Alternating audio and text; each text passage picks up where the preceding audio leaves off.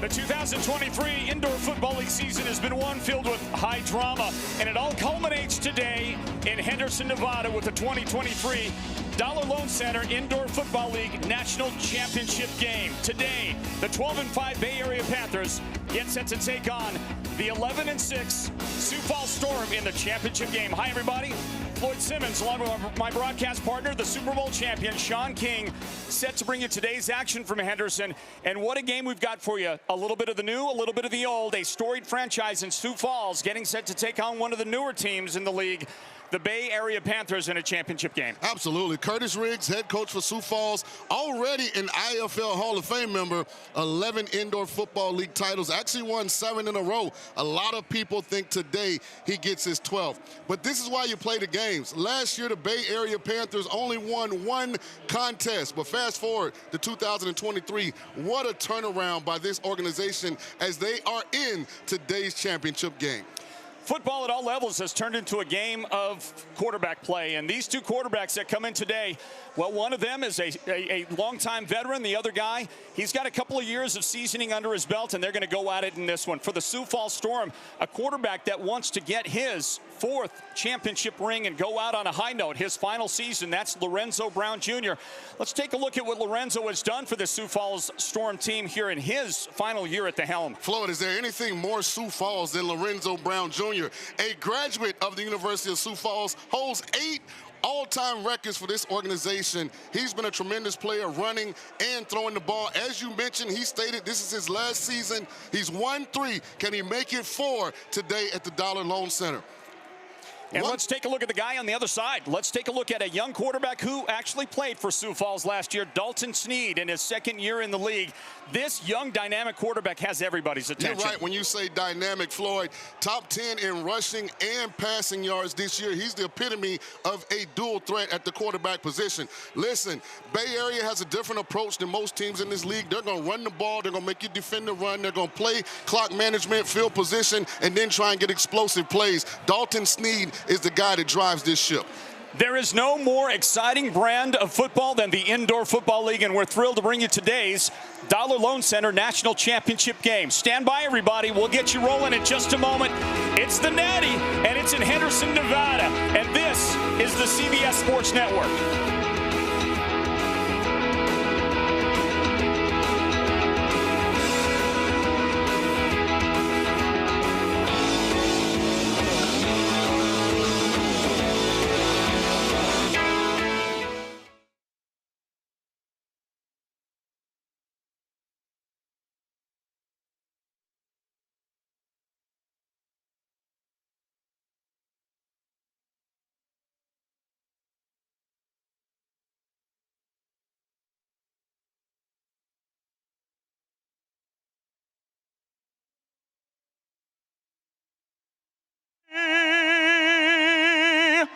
And the home of the brave. Thank you, Carnell Johnson.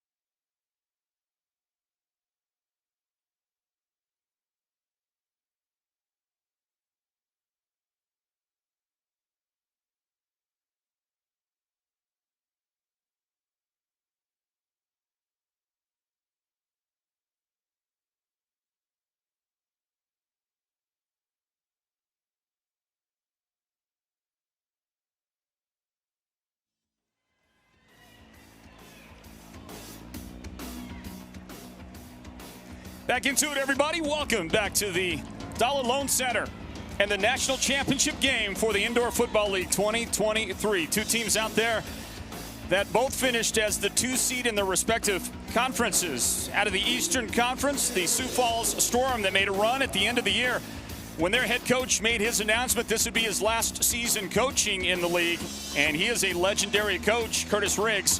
It seemed to lift this team, and they've gone on a 4-game winning streak to get here to the championship. On the other side, another 2 seed, the Bay Area Panthers, and they've done the same thing. They've won 4 games in a row. They got hot when it mattered. They end up with a playoff run that gets them right here to the championship game, everybody. Floyd Simmons, my broadcast partner, Sean King, and Sean, 2 teams determined to walk away with glory today. Yeah, absolutely. I spoke with Coach Riggs before the game, and I was like, every team comes into a season with expectations, but internally there's a reality. And he was like, I wasn't sure. We were very young, only 2 veterans of the IFL league on this team, one of them, quarterback Lorenzo Brown Jr., I might add, but he said they got better as the year went on and were playing their best football when it mattered the most. Bay Area has fought through adversity. They're going to use a 2-pronged approach today. Defensive coordinator Rob Keefe and OC Dixie Wooten plan to attack this Sioux Falls defense with the run game and see if they can take an outdoor element, bring it indoor, and win a championship behind it. Pretty good football player shaking hands right there as we get set for the coin toss of this national championship matchup. We'll follow along with that as we remind you of a couple of other dramatic undertones to this big game today in Henderson. Sean, these 2 teams, again, one of them has been around for a long time, the Sioux Falls Storm and their coach Curtis Riggs. They know how to win. They've proven it time and time again. The other team on the other side, Bay Area, their second year in the league. Last year, they won their first game in their inaugural season in the IFL. They win their first game. They're undefeated at 1-0, and then they lose 15 games in a row to finish at the bottom of the barrel last year. And you fast forward 1 year later, now in the national championship. Yeah, Floyd, it's a perfect example of if you do things the right way, you can sustain success or you can turn around failure into success. Both organizations, great culture, full buy-in from all of the players, no selfishness. They really take a, that's my brother, I'm going to have his back approach, and that's why they're both in this game today. Let's go down on the field, everybody. The third member of our broadcast team is Sandy Charles. Hey, Sandy. Hey, Floyd, thanks. Yes, today it's a bittersweet, an end of an era for Sioux Falls Storm as 20-year head coach Curtis Riggs is retiring. It's his final game, but not just his, also his veteran quarterback, Lorenzo Brown Jr., and that's fitting because Lorenzo played college under Coach Riggs at the University of Sioux Falls. So now they're going out together, and I spoke with the head coach, and I asked him, why now? And he said, well, it's time. I've been doing this for a while. And his message to his team for the very last time is soak this up, live in it. But when you hit that field, you better play hard. And I also spoke with Lorenzo, and he said this is special to have one more game to go out and do it right. So, Floyd, the dynamic duo, one more time, the grand finale. And we're going to get to see them second on offense because it will be Bay Area with the ball first today. And that young quarterback, Dalton Sneed, who has been described as a next-level kind of leader. We're going to get a chance to look at that young quarterback here with the Panthers as they get the ball first. Here's a line drive kick, and we're underway. Ball fielded at the 2-yard line. That one is brought back, and a nice return developing out across the 20-yard line before finally the tackle is made. Bringing it back for Bay Area was Catrell Hayward. It'll be first down near midfield for the Bay Area Panthers offense. One thing I noticed about this Bay Area skill position talent, they have a lot of jumbo athletes, and by that I mean athletes that are athletic, great in space, but also guys that have some substance to them, that are thick guys, hard to tackle in one-on-one situations. You just saw Mr. Haywood there. Their running back, Justin Rankin, has been outstanding. Second in the IFL with 44 rushing touchdowns, 872 yards. Him and Dalton Sneed are going to run the indoor version of the zone read and see if they can find a way to let that take them to a title. Underway in the championship fake it on first down, and dump it out of the backfield. That is Justin Rankin, that great running back. He's got the catch, and he doesn't want to go down. They'll drive him into the wall on the far side of the field near the 20-yard line. That'll be an 8-yard gain and a nice pickup on first down into Sioux Falls territory. By the way, I don't know if you noticed, beast mode, Marshawn Lynch was actually orchestrating the coin toss. Might be the first time, and I'm talking this is the advanced version of Marshawn Lynch, that he's in an arena and not the actual best running back in said stadium. I think Justin Rankin is that good. Justin, outstanding. We are going to take a look in a moment at the starting lineups in this one. Here is Dalton Sneed. And he hands it to Rankin. Slips that tackle across the 20-yard line. Fighting for first down yardage, but he's going to come up about a yard shy to bring up third down and a yard to go. Let's take a look at the starting lineup for this offense for the Bay Area Panthers. Brought to you by Dollar Loan Center.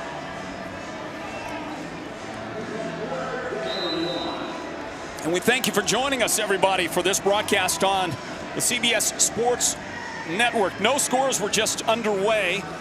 For those of you new to the Indoor Football League, a 50-yard field. It's 28 yards wide.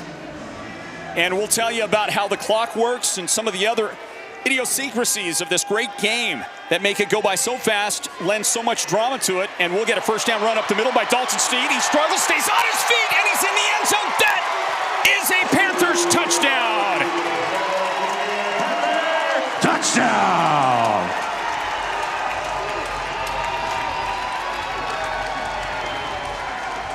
We mentioned it in the open, top 10 in the IFL in not only passing yards, but rushing yards as well. Dalton Sneed, the epitome of a dual threat. I told you, Bay Area gets it done differently. Normally in the indoor game, it's all throw the ball all over the field, score a bunch of points. They're going to run the ball. They're going to make you defend the run. Great opening drive by the Panthers. So the Panthers open up the scoring, and now a chance to add the point after. That's Craig Peterson on to kick the point after and make it 7-0 as we get it underway. Thank you for joining us for the IFL's National Championship at the Dollar Loan Center in Henderson, Nevada.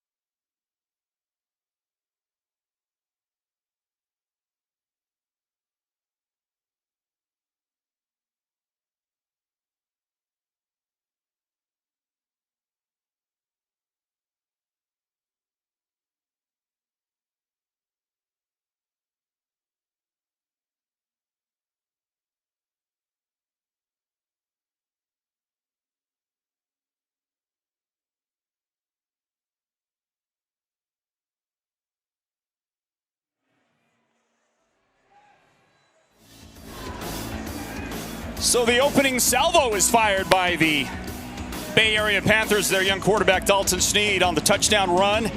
He breaks the tackle to get into the end zone, and he really demonstrated what has become the, in my opinion, the prototypical quarterback for this league. Talk more about that here in a moment.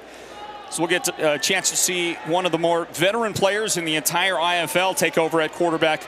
On the other side, the Sioux Falls Storm great quarterback Lorenzo Brown Jr. Here's this kick that will check up and then go out of bounds at about the 7-yard line. That is a gorgeous kick. It hits in the field of play, right at about the 7-yard line, and then it ends up outside the dasher boards. And if you're a kicker, that's as good as you could hope to do. I mean, obviously a little closer to the end zone, but that's exactly what you want. Pin the other team back deep, force a no return, and that is a hard accomplishment. Get the ball to check up and go into the stands like that. And that's where Sioux Falls and their offense will come out at the 7-yard line. It'll be first down. And here is Lorenzo Brown Jr., the quarterback. 35-year-old, longtime veteran, 3-time champion, and a 2-time most valuable player in championship games. And he'll keep it on the ground for the first play from offense. Carrying the ball was Xavier Jackson. He actually lost a yard back to the 6-yard line. You know, when you think of Lorenzo Brown, he's Tom Brady if Tom Brady went to Boston College and never played for anyone but the Patriots. Graduated from University of Sioux Falls, has played almost his entire career here, 3 titles. This is his last game. What a career for this young man. And he'll fire to the left side. That is going to be in the dirt, just short of his intended target, Cole Furness. And it'll bring up third down and 11. Getting stops in the game, in the Indoor Football League game, are a premium, Sean. If your defense can force a stop at any time, in any way, because it is so difficult to do, you win the game of stops and turnovers. You almost always win the football game. Absolutely, and it takes on even added importance when you play a team like Bay Area that's going to run the ball and take as much time off the clock as possible when they have the football. From the end zone, Lorenzo Brown Jr. flushed and throws, and he'll fire toward the sideline. That goes in to the crowd. Incomplete to bring up fourth down as we take a look at that starting offense for the Sioux Falls Storm. Starting lineups brought to you by the Dollar Loan Center. This location here, the host and the home location for the Indoor Football League's National Championship game. They hosted it for the first time last year, and last year's winner were the Northern Arizona Wranglers, who came in, got some upset wins in the playoffs, and then won the national championship game right here on this, at this very venue. As we watch this kick, maybe something to watch. Lorenzo definitely disappointed with Drayshawn Hudson. I think some miscommunication there. This is Austin Neufeld, and the equivalent of a 62-yard field goal try. Nope, he's going to kick it right into the stands.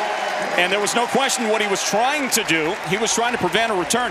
So here is the situation if you're new to the Indoor Football League, and that is this. There is no punting in this game, okay? The closest you come to punting is if you're pinned deep.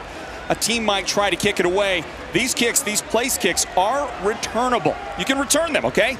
So your question and your dilemma as the team that is place kicking is, do I want to give that other team a chance to return? If I've got my blocking team, my big guys on the field, I might not want the other guys to get a return, so oftentimes you punch it right into the crowd. Definitely some nuances, and there is some correlation. You kick it into the stands, other team gets the ball at the 25. It does serve as a punt, even if it's not a good one. Sneed fakes it, and Dalton Sneed will hit J.T. Stokes near the sideline.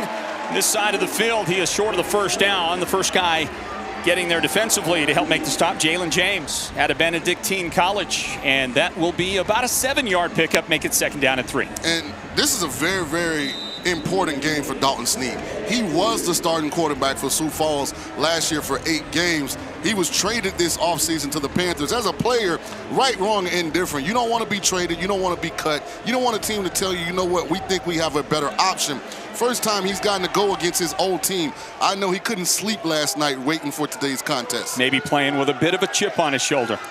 Dalton Sneed will hand it off left side.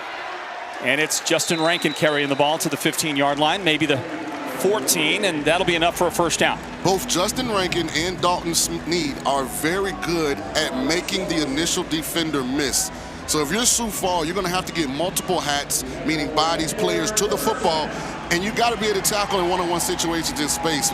On the Dalton Sneed touchdown run, had a player in position, he made a miss. You're going to see today Justin Rankin almost impossible to tackle in one-on-one situations. So first down now for the Panthers at the 14-yard line of Sioux Falls. There's a mix-up in the backfield. Sneed has to take it himself, and he's going to pay the price as he gets buried right near the line of scrimmage. The guy that ended up on top. Logan Swanson, the defensive lineman, to help limit this to a 1-yard gain.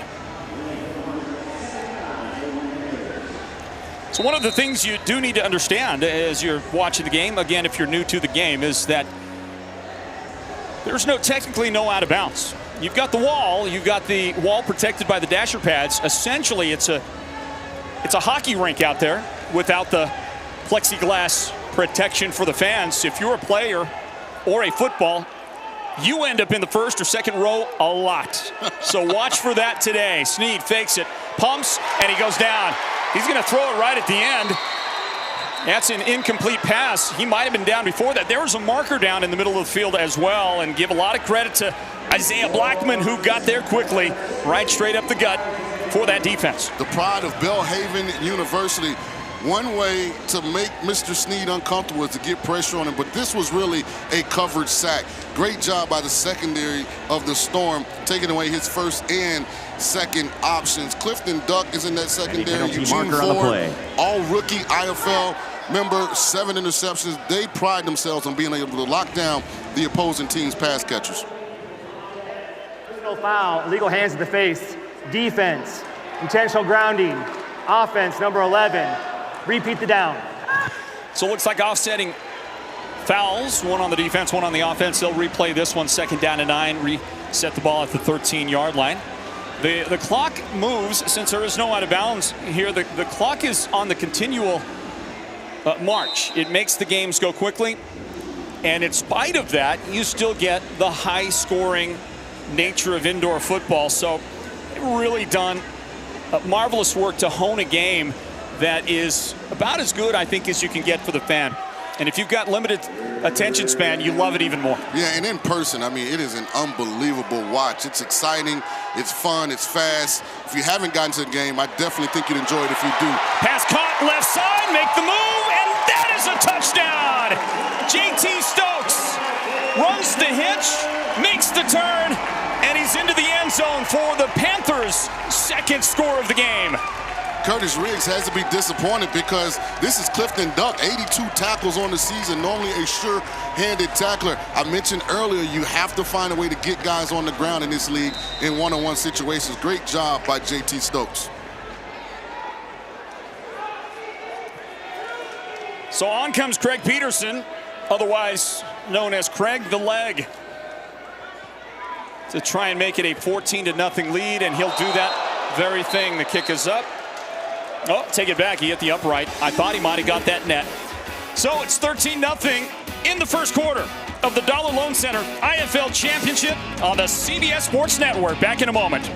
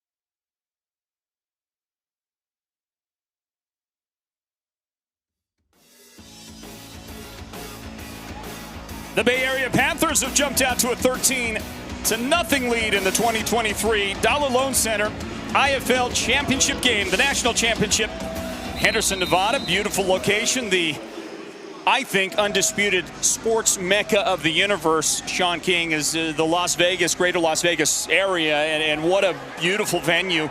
You're very used to this place. I want to ask you about it here in a moment as we get a line drive kick picked up at the 15-yard line. Nice scoop there, and the kick is brought back by Cole Thurnis. Cole, nice job to scoop it up, bring it back to near midfield. It'll be first down and 10 right there for Sioux Falls as we bring it back into the action. Beautiful, purpose-built location here, the Dollar Loan Center in Henderson. Yeah, it's home for their Vegas Nighthawks team that plays in the IFL. Also, the Silverhawks that play hockey here, and the Ignite, who had the second pick in the draft, Scooter. Was a member of the Vegas Ignite this year. So a lot of great things going here at the Dollar Loan Center. Tremendous, tremendous space for sports events or entertainment. Lorenzo Brown Jr. fakes it, takes it. He's got it to the 20-yard line. Give him a gain of 5, and then afterward, a late flag comes flying in after some extracurricular contact on that far side of the field. 13-0 lead for the Panthers, and we'll await the outcome of the penalty marker. Lorenzo didn't like how the first drive went, so he says, I'm going to take this second one and put it in my hands. Simple little jet sweep where they're reading the end man on the line of scrimmage. Great decision by Lorenzo to pull the football. Positive first down play.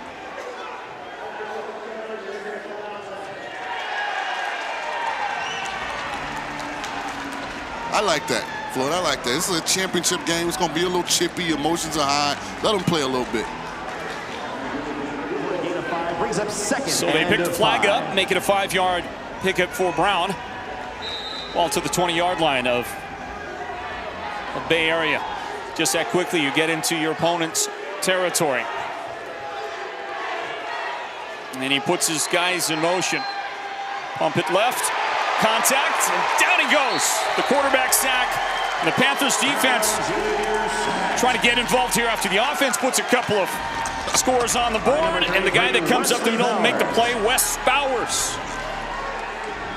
I mean, he sucked the air out of that space, I mean, as quick as I've seen. That means he got from point A to point B extremely fast.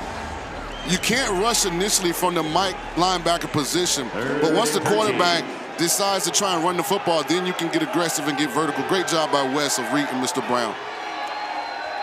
Brown Jr. takes it, breaks that pocket, and gets the first down. So after the loss of 6 on the quarterback sack, he is going to come up with, it looks like 13 yards to gain to the 13-yard line to make it first down and 10. And get a great flip to the situation for this offense. Hey, Floyd, 35 years young. Look at Mr. Brown. I mean, when you can scramble like that, how can you walk away from the game? He said this is his last game. The way he's playing, I'm not so sure. He'll set his offense quickly. And he fakes it.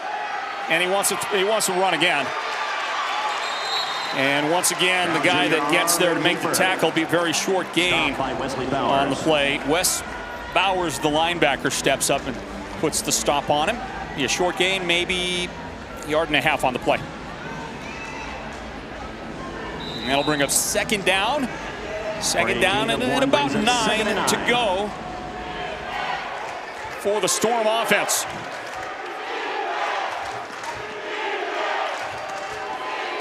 Lorenzo Brown Jr. looks right, throws right, and he's going to just throw a little bit too far in front of his target. He was looking for Donnie Corley. Breaking on the corner route, and that's going to go incomplete. Donnie Corley is their big play wide receiver, averaging 14.5 yards per catch this year, 20 receiving touchdowns on the season. He's been dynamic for this Storm offense. Close confines of the Indoor Football League. I'll tell you some more things that make this brand of football the unique attraction that it is. Fake it to Jackson, and Lorenzo Brown Jr. running with some authority inside the 5-yard line. He'll get it to the 4-yard line on this carry, and I believe about a yard shy of necessary yardage for the first down. And you know, Floyd, when I got the roster, I looked at Lorenzo Brown. It says 6 foot, 195. And listen, I'm not saying it's wrong, but I've seen 195 before. That looks like a lot more than 195 as the Panthers are trying to tackle him. He's got to at least be about 210, 215. Hey, how about this big play? 4th down and about 1.5 yards for Lorenzo Brown Jr. and the offense for the Sioux Falls Storm. Steps up, then throws, pass cut. That'll be a 1st down. Little trickeration Brown Jr.'s pass out of the back of Curtis Riggs, the head coach. He drew up a brilliant play to get a 2-point conversion in the Eastern Conference Championship game on a 2-point try. And this one here, a little misdirection, a little hesitation, step forward by the quarterback, and then dump it to your receiver out of the backfield for a 1st down. Xavier Jackson with the catch, and it's 1st down and goal. Speed sweep, nice tackle made. Wow, how about the job by Trey Meadows, stepping up. Trey, a defensive back who played for Northern Arizona and their championship last year, and he makes that stop here. It's just a great read. He's on the slot receiver, so you consider him the nickel in the outdoor game. He sees the jet sweep coming, does a good job of shooting, makes a tackle. That's a tremendous play by Mr. Meadows, who he is their best defensive player. Coach Keefe said Trey is the inspiration behind everything that they do on defense for Bay Area. Motion. Fake it, throw a dart over the middle for the touchdown. Cole Furness hauls it in on the pass from Lorenzo Brown Jr.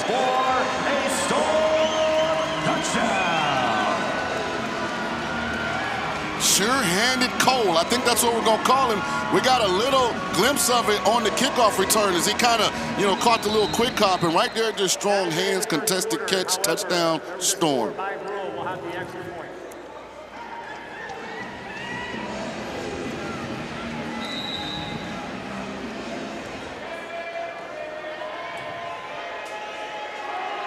Austin Neufeld is on to try the point after. The kick is up, and it is good. And so the Sioux Falls Storm finally get on the board here at the closeout of the 1st quarter. Don't go anywhere. We'll continue with the 2023 Indoor Football League Championship, the Dollar Loan Center IFL Championship. Back with more on the CBS Sports Network.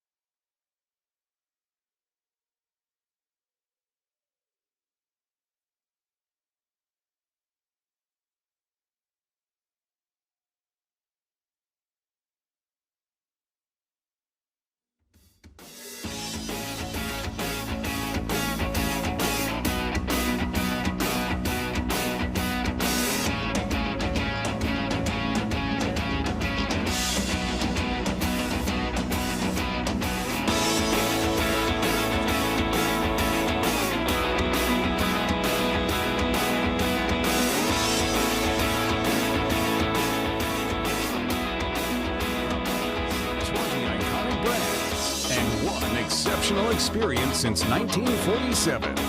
And by Build Your Base. Learn about their comprehensive sports nutrition program at buildyourbase.org.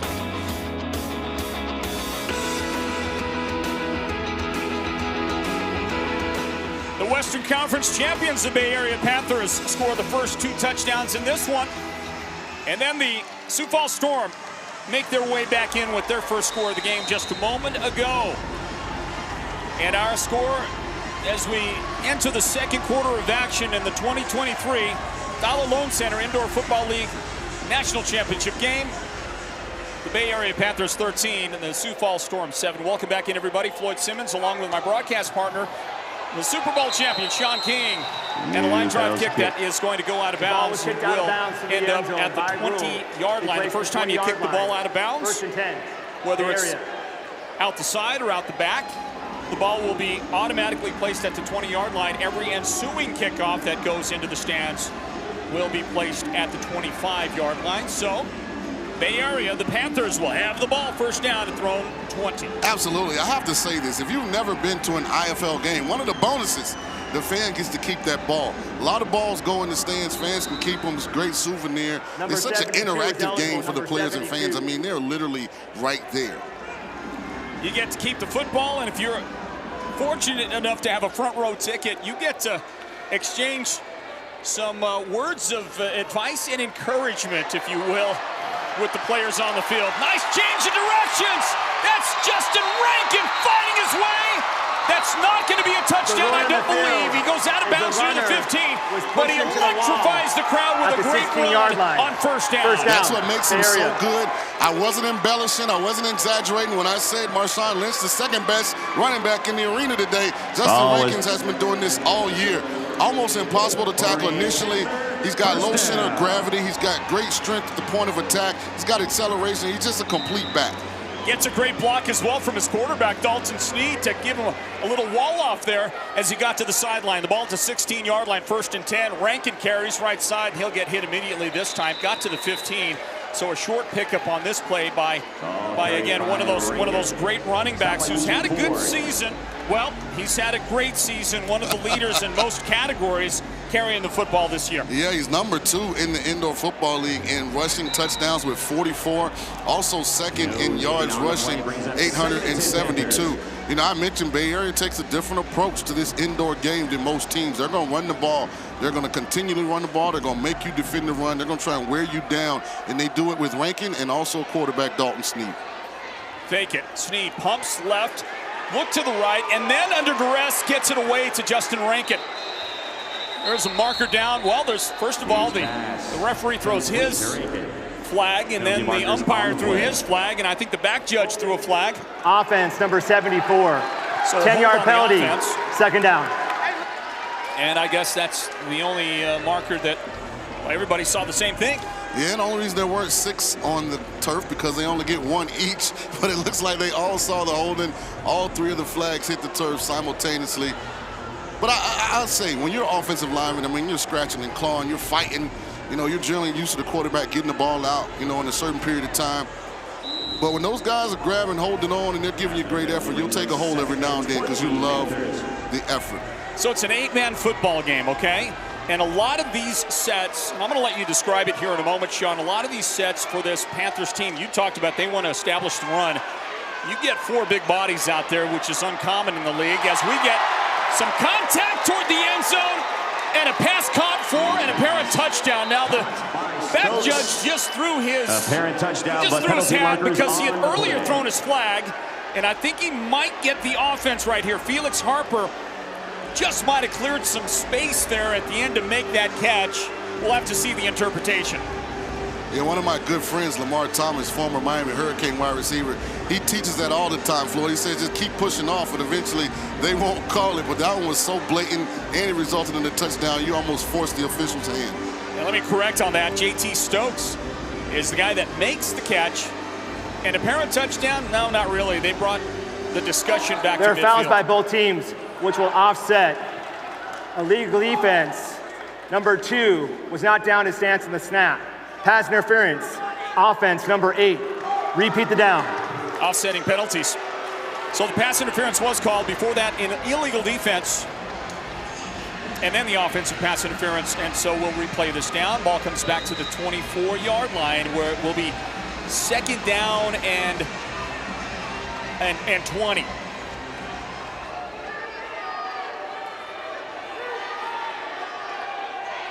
Sneed sets him up. quickly delivers to the right side. That is JT Stokes. And Stokes slips that initial tackle, and he's down to the 10-yard line. Gets a huge chunk of the 20 they needed back, and that'll be near the first down. Not quite there, but a great opportunity for Dalton Sneed and that offense. And again, something that we mentioned earlier, you have to get these guys from the Panthers skill position guys on the ground in one-on-one situations. Vason McCoy, an opportunity to negate some of the yardage right there, but great job by Stokes of getting yards after the catch. He's been a very efficient passer this year for the team, a team that wants to establish the run. And we've got a 3rd down and 4. 3rd down and 4 situation. Motion on the left side of Sneed, and he'll fire that direction. The receiver gets turned around by contact with the defender. I believe the receiver was Felix Harper over there on that side of the field, and the defender might have been Byron Edwards. Here comes the ball. There's Edwards with some contact. And that is going to result in an automatic first down after they go half the distance. And I take it back, as the penalty occurred in the end zone and pass interference, it will be first down and goal to go at the 2-yard line. You know, this was my first season doing indoor football league. One of the things that I've kind of noticed, it's almost better to be at the 5 or the 7 than to be at the 2. You know, it's condensed area, end zone's not as big. It really limits the amount of space you have to work your magic. Handoff Rankin, left side, trying to follow the big guys up front. And he is going to go down at about the 1-yard line. Initial penetration there on defense to slow that one down, provided by Byron Edwards. And then the tackle at the 1-yard line. 2nd and goal from the 1 coming right up. Outstanding work across the front. Good sure-handed tackle by Eugene Ford there. He's been a really good player for this Storm team this season. Again, he was an IFL All-Rookie member this year. Also 7 interceptions, so he's got great ball skills when the ball's in there. Big defensive opportunity here for the Storm. And they'll run it left side. Justin Rankin able to step across for the touchdown. And a 2-touchdown lead once again for the Bay Area Panthers.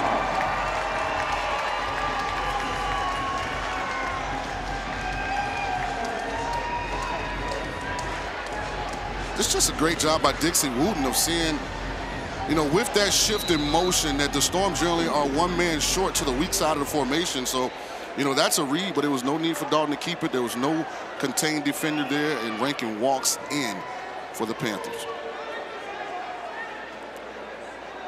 Craig Peterson is on. The kick is perfect. And the lead for the Panthers is 13 points. 20-7 the lead. Bay Area leads the Sioux Falls Storm. We'll be back with more of the Dollar Loan Center IFL Championship. Stand by.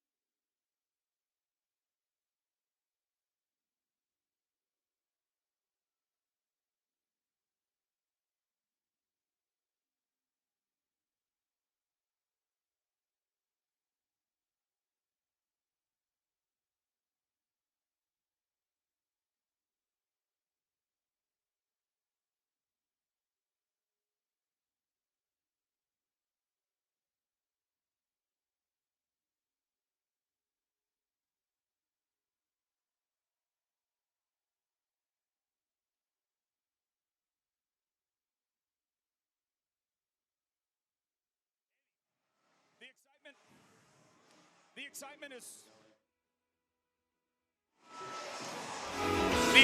is building, everybody, at the Dollar Loan Center, the home of the national championship game of the Indoor Football League. Welcome back in to the 2023 version of this game. The Bay Area Panthers proving something that is one of the great features of the Indoor Football League, and that is this: you can turn things around in a hurry in this league. The way the rosters are built, the way the rules are crafted, you can go from a 1-15 season like they had last year to the national championship game in just one season.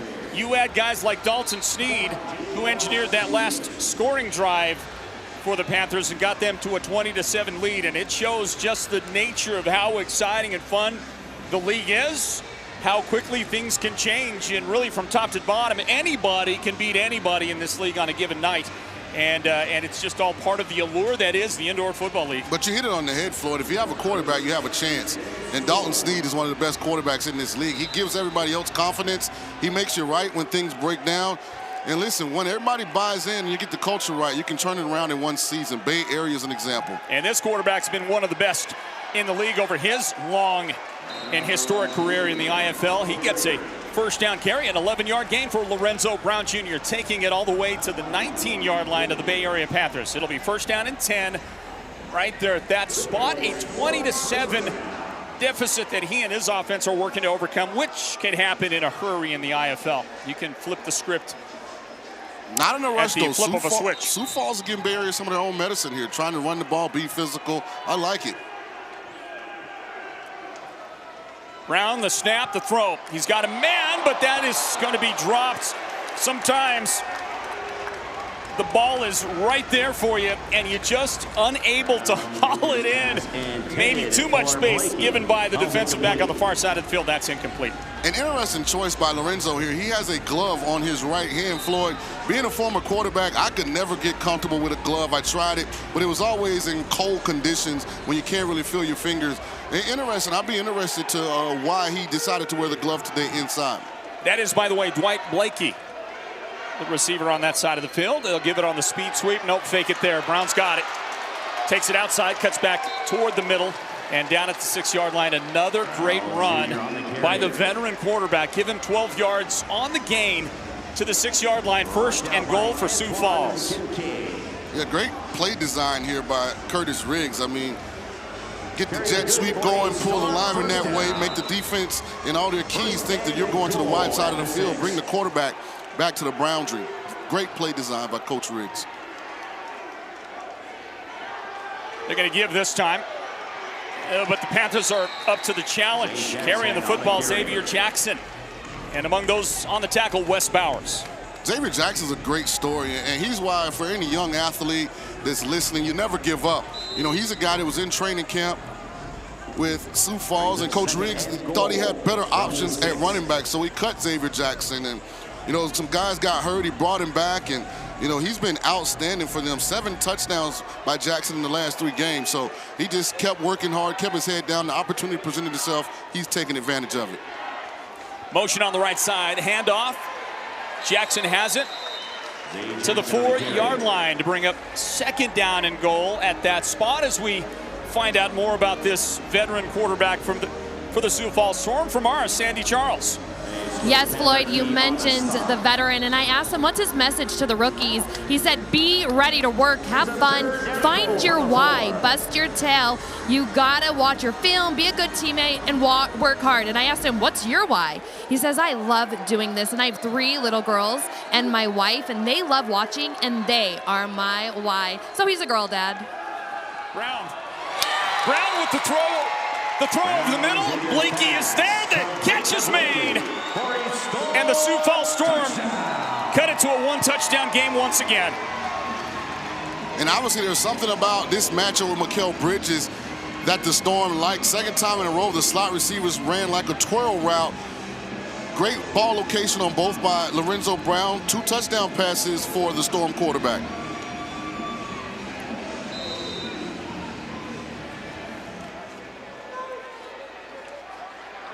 So the Storm will try to make this a 6-point game, but it's blocked right up the middle. That is denied. And with 6 minutes and 4 seconds remaining in the first First half of this one, and a little bit of after-action going on the field. Looks like that's all going to clear out. Our score, Bay Area leads it 20-13. It's the Dollar Loan Center Indoor Football League National Championship.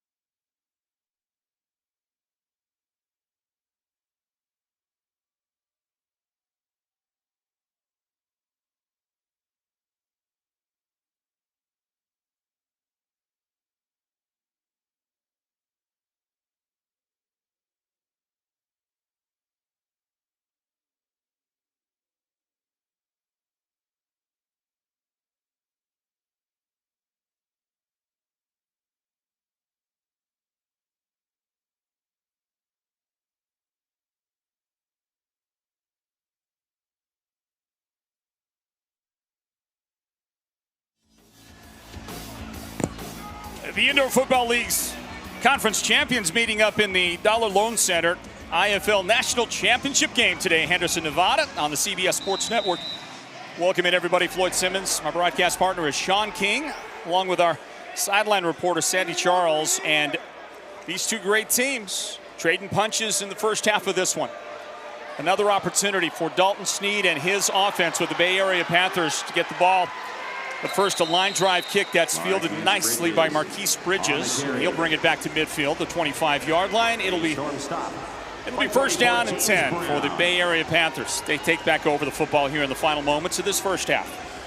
Extremely physical so far, Floyd. Not a lot of big, explosive plays. Both teams, trying to control the line of scrimmage. At some point here, you think both offenses kind of take some shots down the field.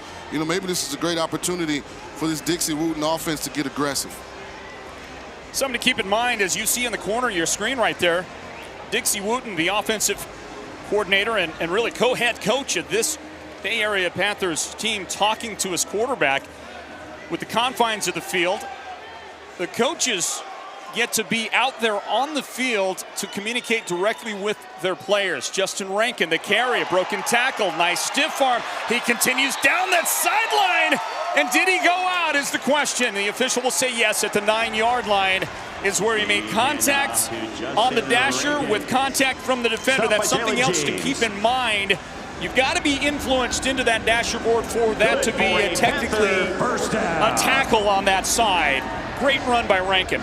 And if you're the Storm, thank God for the dasher board, because that was the only way they were getting Rankin on the ground during that run. But you can see it. A lot of times you call games and you want to make all the players look good, but you don't even have to say anything for Rankin. His talent is just so evident. He's a tremendous player. And he sets his team up with a first down and goal to go at the 9-yard line. Motion on both sides of Dalton Sneed. Speed sweep, JT Stokes. Stokes gets hit, backs his way down to about the 7-yard line. 2-yard pickup on that play. It'll bring up second down and goal. Turnover-free game so far, Floyd. Nobody's put it on the ground. Have not been any interceptions thrown. Both teams trying to control time of possession, be efficient. This almost seems in the first half like a game that's going to come down to who has the ball last. Well, we see that all the time in the IFL. And it adds to the high drama that is an IFL game. We'll talk about what the clock does during the course of this one in a moment, as Dalton Snead bounces off, he lowers the shoulder, and he goes straight ahead. Dalton Snead takes it in for a Bay Area touchdown. Snead channeling his inner Tim Tebow right there, Floyd. I mean, remember when Tebow's with the Gators, he just pow, pow, pow, run guys over at quarterback. I mentioned Snead and Rankin, tough to tackle in the open field. Great spin move, and then he puts his head down. And I'll be honest, listen, things happen during the game, but Clifton Duck's going to have a lot of explaining to do to some of his partners when he gets back. You're not supposed to get run over by the QB. That is not going to go over well in the locker room, is it? The kick is up. The kick is good to make it Bay Area 27. Bay Area Panthers Sioux Falls Storm 13. You know, that early stop 13. that the Panthers defense was able to get has been all the difference in this one, as they've maintained at least that one touchdown lead, and they keep getting it back out to 2 touchdowns like they do right here. And what an authoritative run by the quarterback, Dalton Snead. How about the prototypical quarterback in this league, Sean? You've got to be a guy that is willing to sacrifice your body for the other guys on that team. You've got to be tough. We see a great blueprint template of quarterbacks in Drew Powell, the Offensive Player of the Year, plays for the Arizona Rattlers. TJ Edwards, the league's most valuable player this year, the quarterback for the Frisco Fighters, is another guy whose legs are next level. They can throw the ball, they can run. You've got to be the complete package in this league. Yeah, 100%, and I think that is across all types and levels of football. It puts so much pressure on the defense when the quarterback can extend plays, when he can pick up first downs with his legs, when he can convert broken plays into productive plays just by his ability to be evasive. And, you know, what a job by Dalton Snead throughout this entire year. A quarterback that a lot of other teams didn't think was their best option has come to Bay Area and turned the franchise around. It's a pretty tough kick to handle. Going to have to swallow that up at the 16-yard line, and Sioux Falls is able to jump on that one. 27-13, Bay Area is leading. Coming up next, the gridiron action continues with the Canadian Football League clash. Watch the Alouettes face the Tiger Cats right here on CBS Sports Network.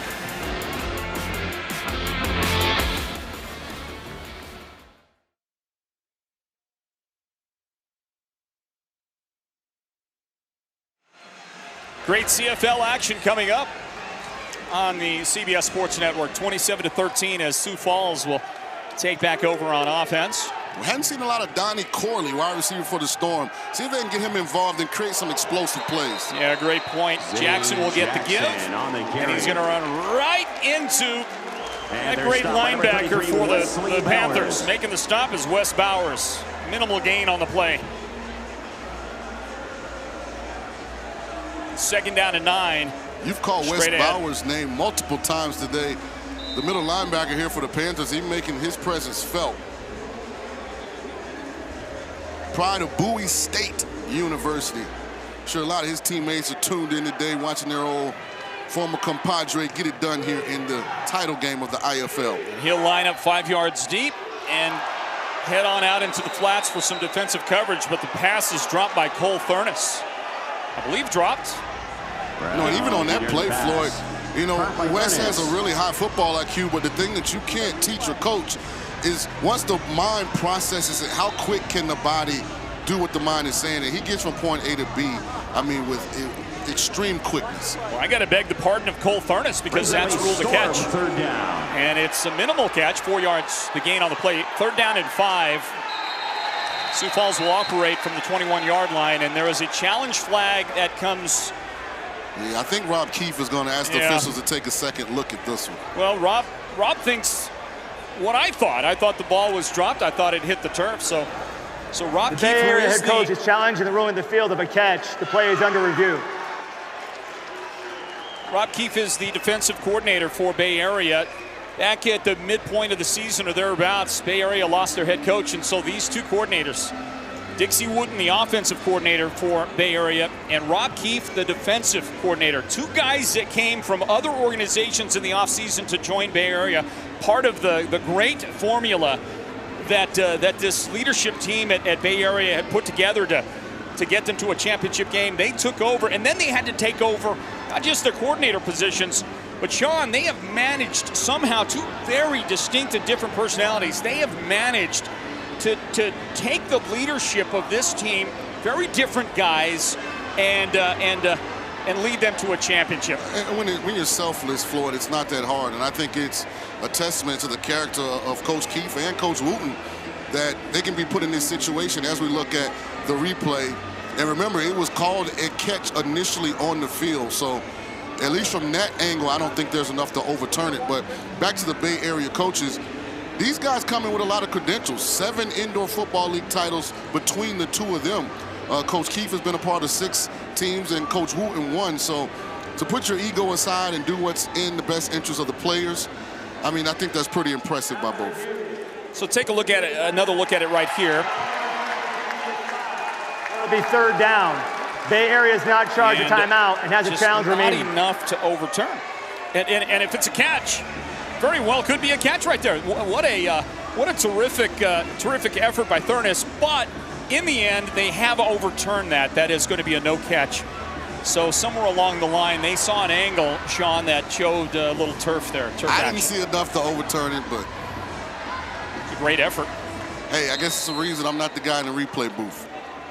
Is there a drill for that in practice? Do you have the ankle catch drill going on anywhere? I'm still looking for the guy in the replay booth from '99 Rams Bucks.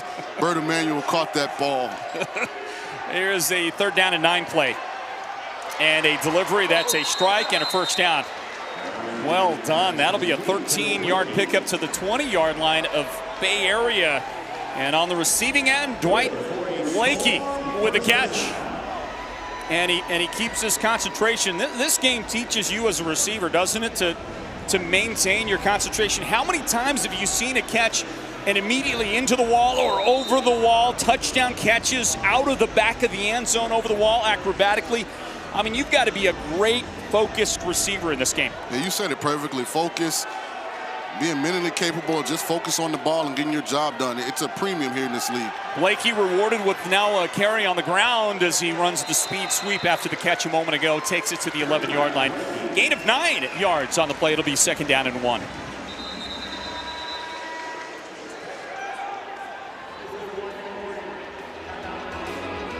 All right, the 1-minute warning, everybody. Stand by. What a game we got going on. Closing out the first half here. The Dollar Loan Center IFL Championship game.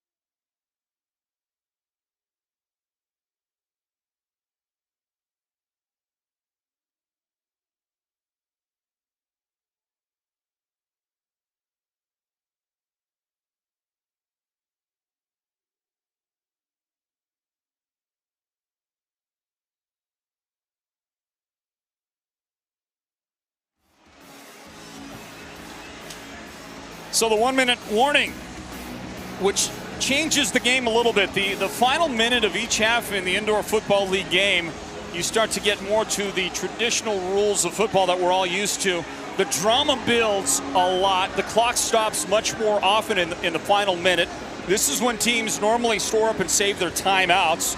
So you're going to see the strategic use of timeouts for sure, especially in a short game where you can strike very quickly. So pay attention. The final moment of any half in the Indoor Football League is going to be where all the high drama rests. Blakey split to the right side of the formation.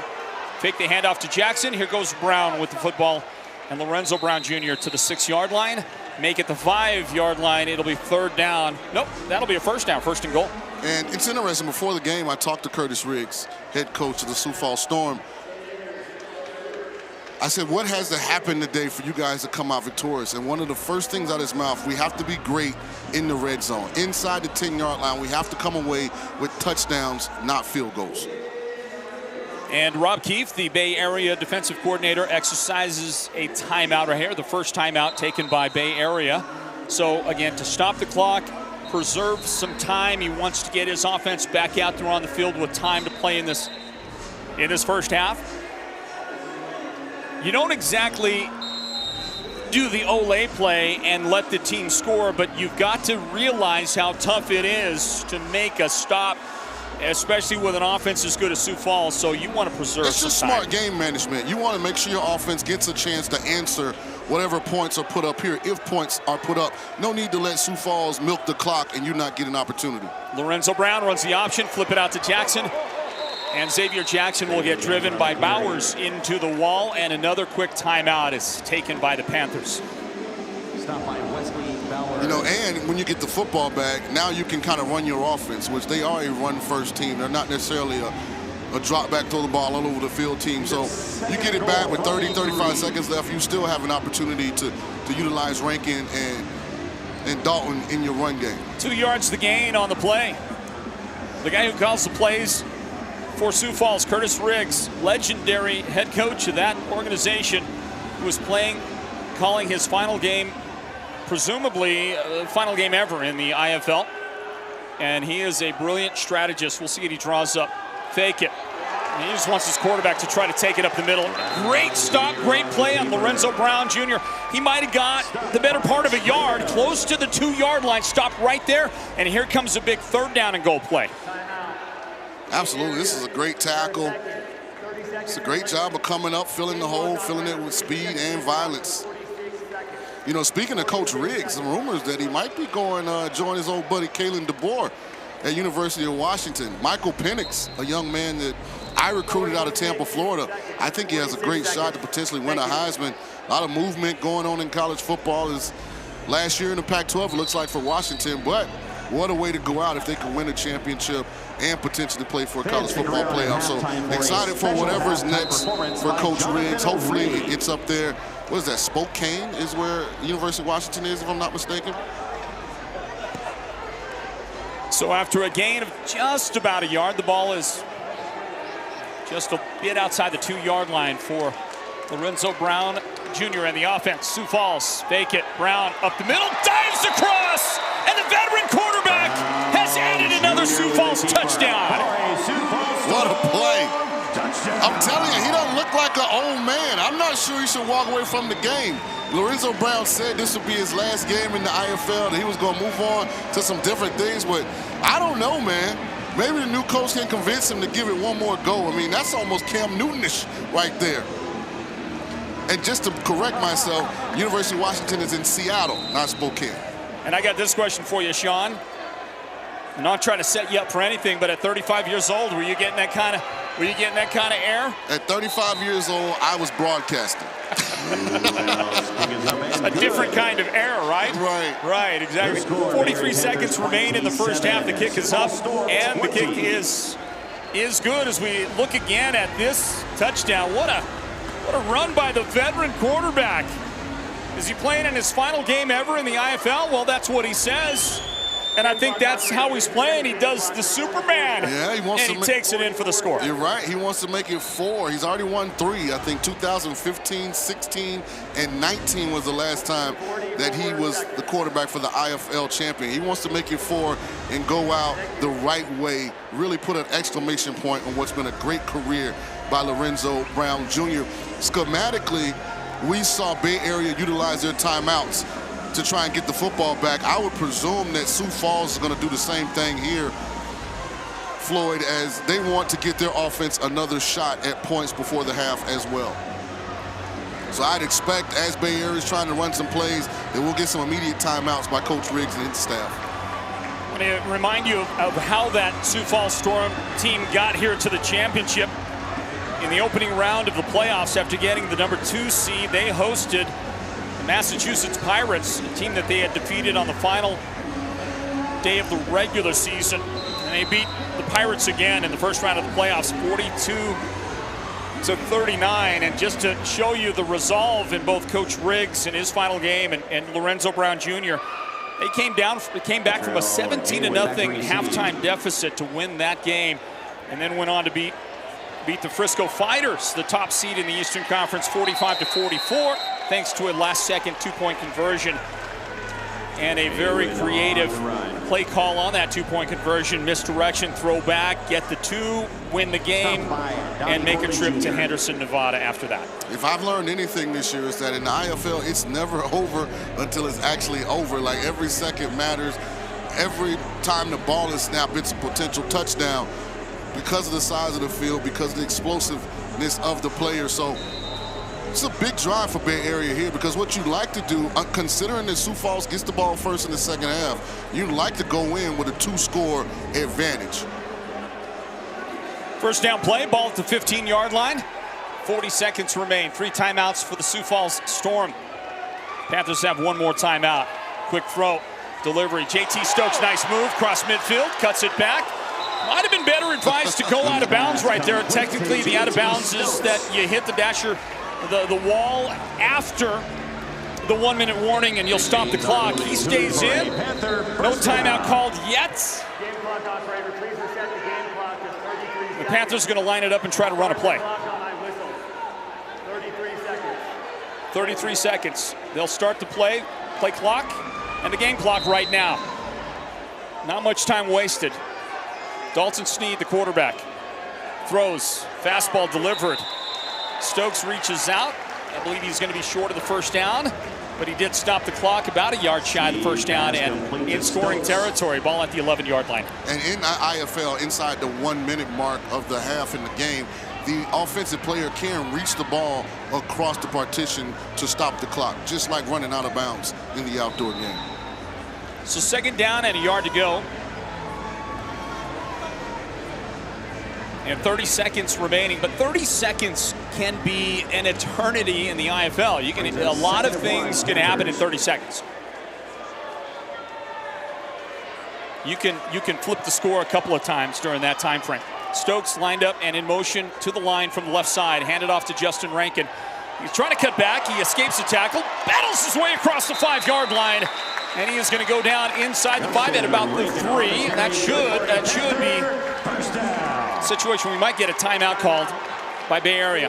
Defense wants a timeout. Yeah, and I imagine that Sioux Falls will use a timeout earlier than this, because you don't want Bay Area to be able to dictate who gets the last attempt to score here. So you want to force their hand a little bit. If they score, cool, at least you get the ball back, get an opportunity. But, I mean, what a run by Rankin. I mean, I can hear Chris Berman. That's my childhood. I'm in that mid-40s. You know, on Sunday night, you know, doing the highlights as NFL backs are running over people. I mean, this Justin Rankins, he's just an outstanding talent. Yeah, you mentioned Marshawn Lynch was here. He was part of the opening coin toss ceremony, and I wonder if Rankin was looking around trying to find Marshawn somewhere in this venue, and a little nod, a little doff of the cap right there in the running style. Marshawn's younger brother plays for the Vegas Nighthawks here in Nevada at the Dollar Loan Center. He's an outstanding player himself.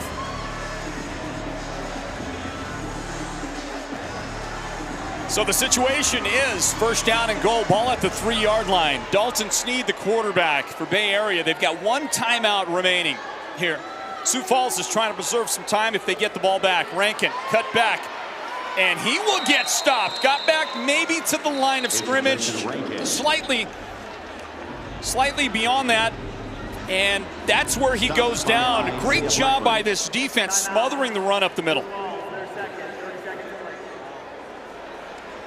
Credit to Isaiah Blackman, the first guy to make contact, and the ball goes back to the 3-yard line, and the timeout is exercised by Sioux Falls, and that's just something you don't see in other levels of football, that the defensive team at that spot inside the 5 will call timeout. And why is it? Well, you figure the other guy's probably going to get some points out of this. And with a short field, we want to get a shot at the end zone of our own before we go out to halftime. Yes, strategically, it would be completely different. You'd be laying on top of the running back, trying to let the time run out, hoping they make some kind of mistake and don't get a field goal attempt. Here you want to give your quarterback, if you can give him 12 seconds, that's enough for 2-3 plays. You kick another field goal, get some extra points before the half. Both teams have a timeout remaining.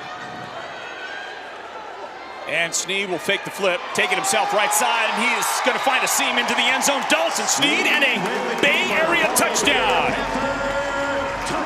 Dixie Wooten is drawing it up tonight.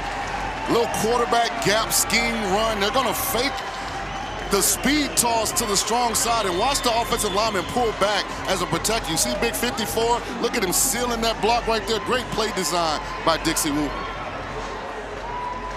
So the Panthers do what they've been doing all of this first half. They get back to their 2-touchdown lead. They'll leave some time on the clock, 16 seconds remain in this first half for Sioux Falls. And Craig Peterson will do his best to tack this on. And as can be so difficult in this game, it's a degree or two, isn't it? And he just pulls that left. The kick is no good as you look at the touchdown run again by Dalton Snead. Peterson's kick, no good. Brings the score, Bay Area Panthers. Our score will sit at 33-30, and that's a big miss. Sean, that's a huge miss right there. Remember this about this league, if you're new to the IFL, there is something called the deuce. So if you score and it's your turn to kick off, anytime you kick off, you always kick from your goal line. If you can split the uprights with a kick, make essentially a field goal, that is worth 2 points. We call it a deuce in the IFL, and we haven't seen anybody attempt that in this one here yet today, but it becomes a feature when you get down to these final moments of a half. If you need that point or two, the deuce in your pocket, if you can hit that, that's a big moment for your team.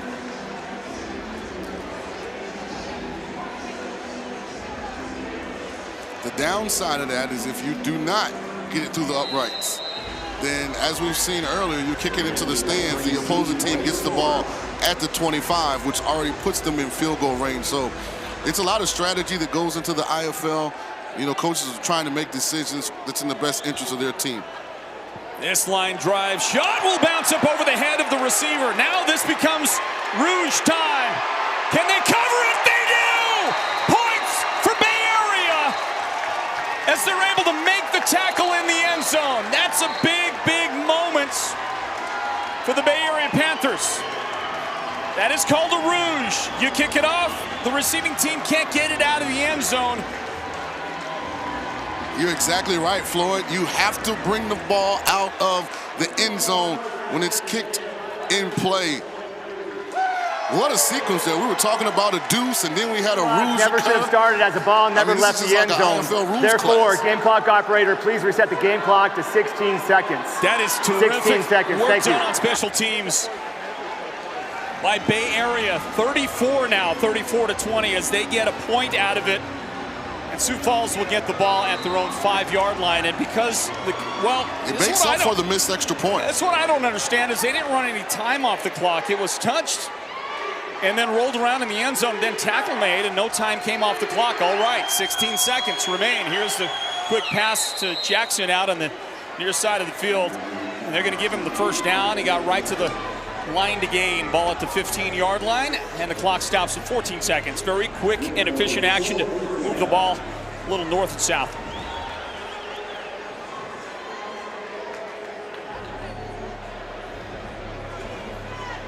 So you miss the point after try, and you go back and you get it on the Rouge. Nice work, nice coverage. Your Bay Area, you have to keep everything in front of you. If you give up a field goal, that's one thing, but it's still a 2-possession game. You don't want to let Sioux Falls find a way to score a touchdown.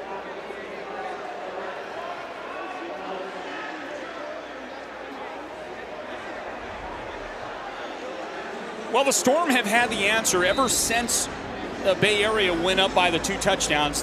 The Sioux Falls team has always come back with an answer. So It has stayed at 1 or 2 touchdowns, the lead for the Panthers. Can Sioux Falls answer before halftime? Throw deep right side, and that is going to be over the head of Xavier Jackson. Out of bounds, incomplete, burned a lot of time. 7 seconds showing on the clock.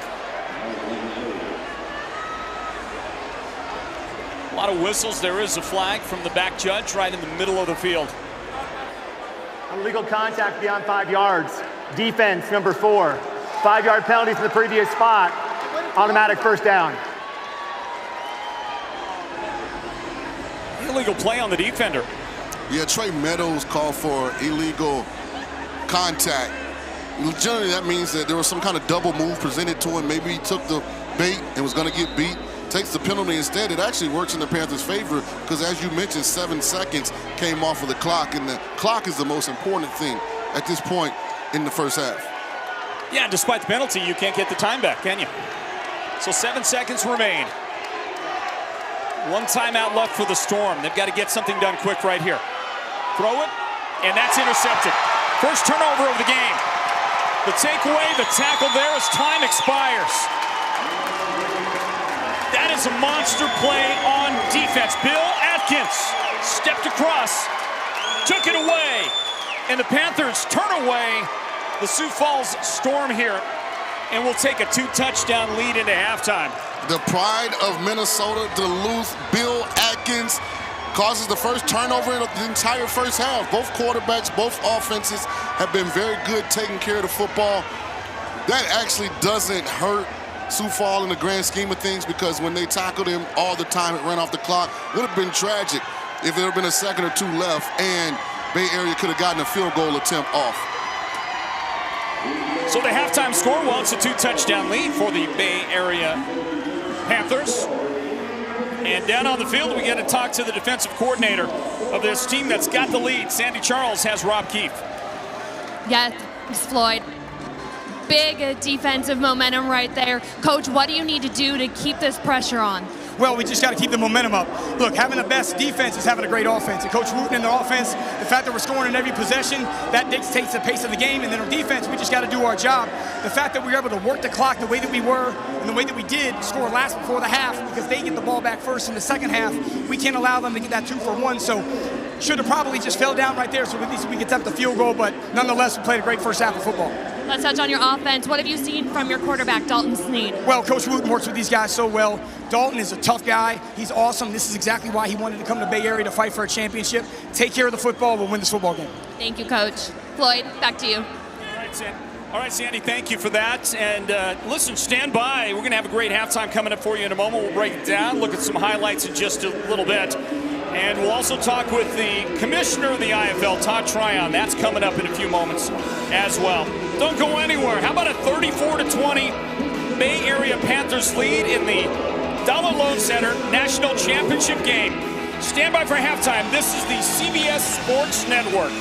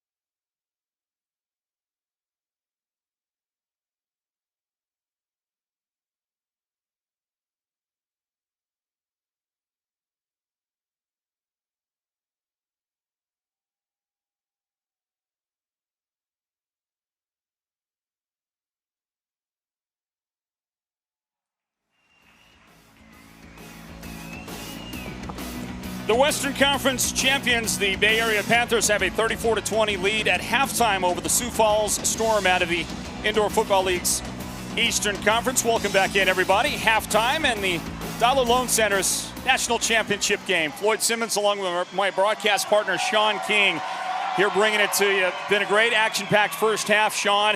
This Bay Area Panthers team did a great job to get a stop early and keep their foot on the gas pedal to get that 2-touchdown halftime lead. Yeah, as of now, Sioux Falls hasn't been able to stop the two-headed rushing attack of Dalton Sneed and Mr. Rankins. I mean, the quarterback has been evasive in space. The running back has been outstanding, as good as advertised. They've got to find a way, and I mean, Coach Riggs, head coach of the Storm, at halftime, they got to find a way to create some negative yardage plays, get Bay Area in a situation where they have to try and attempt to throw the ball, because right now this machine is well oiled and it seems like it's heading downhill and it's unstoppable. Well, in that first half, you mentioned Dalton Sneed leading that rushing attack for the Bay Area Panthers. They want to establish the run, and they've done a great job of just that very thing. Dalton Sneed with a couple of touchdowns that will make anybody's highlight reel. Actually, 3 touchdown runs that come to mind for Dalton. We'll run through those for you now. The first one, he slips a tackle to make his way into the end zone and kind of establish an early tone. And then we talk about him lowering the helmet to get a touchdown later on. The young guy is playing with authority, and he's playing with a lot of heart today. And confidence. Like, he looks and acts. His entire demeanor tells you, I'm the best football player at the Dollar Loan Center today. And that is such a great thing for an organization. That confidence permeates the entire group. But listen, Lorenzo Brown, he's not going out without a fight. This is his last game, allegedly. He's putting his best foot forward to try and keep the Storm in it. And listen, 14 points might be a lot in some leagues, but in the IFL, it's not that much. Also, Sioux Falls gets the ball first in the second half. So Lorenzo Brown said, listen, this thing ain't over. Make sure you tune in for the second half. See if he's able to bring Sioux Falls back and find a way to get this 14-point deficit into their advantage. These two quarterbacks leading the way for their teams, as you must if you want to win a championship. They've set the tone.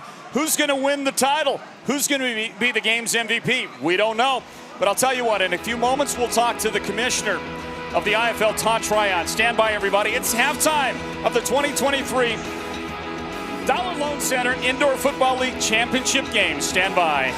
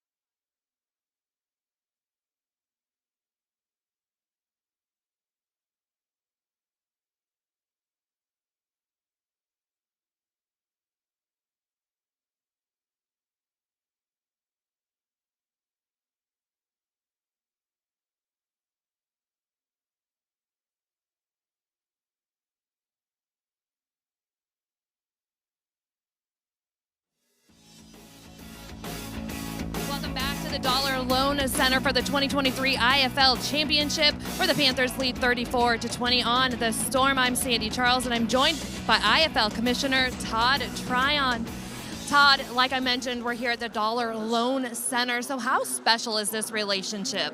You know, it's been a great partnership that we started a year ago, and Chuck Brennan came to us with the idea. And, you know, it's Chuck's idea to bring an IFL team to Vegas. And when he suggested, hey, let's get a neutral site, and I'd love to sponsor it for a few years, you know, I came here and I visited, I checked out the venue, and it was perfect. City of Henderson's been great, and, you know, we're looking forward to build on what we have.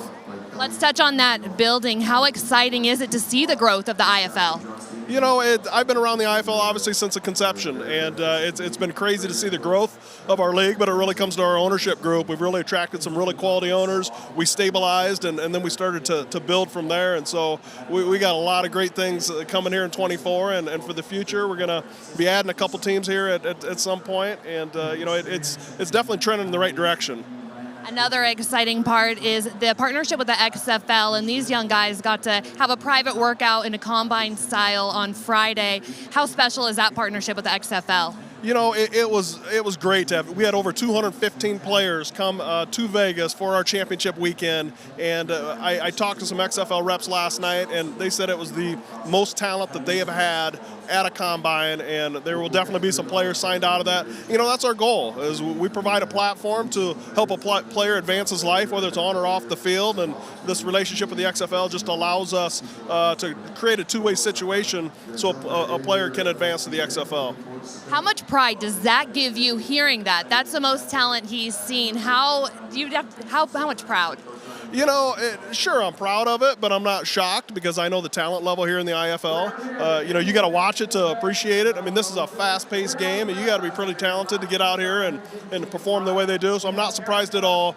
We got some unbelievable talent in this league, and the IFL is something to keep your eye on.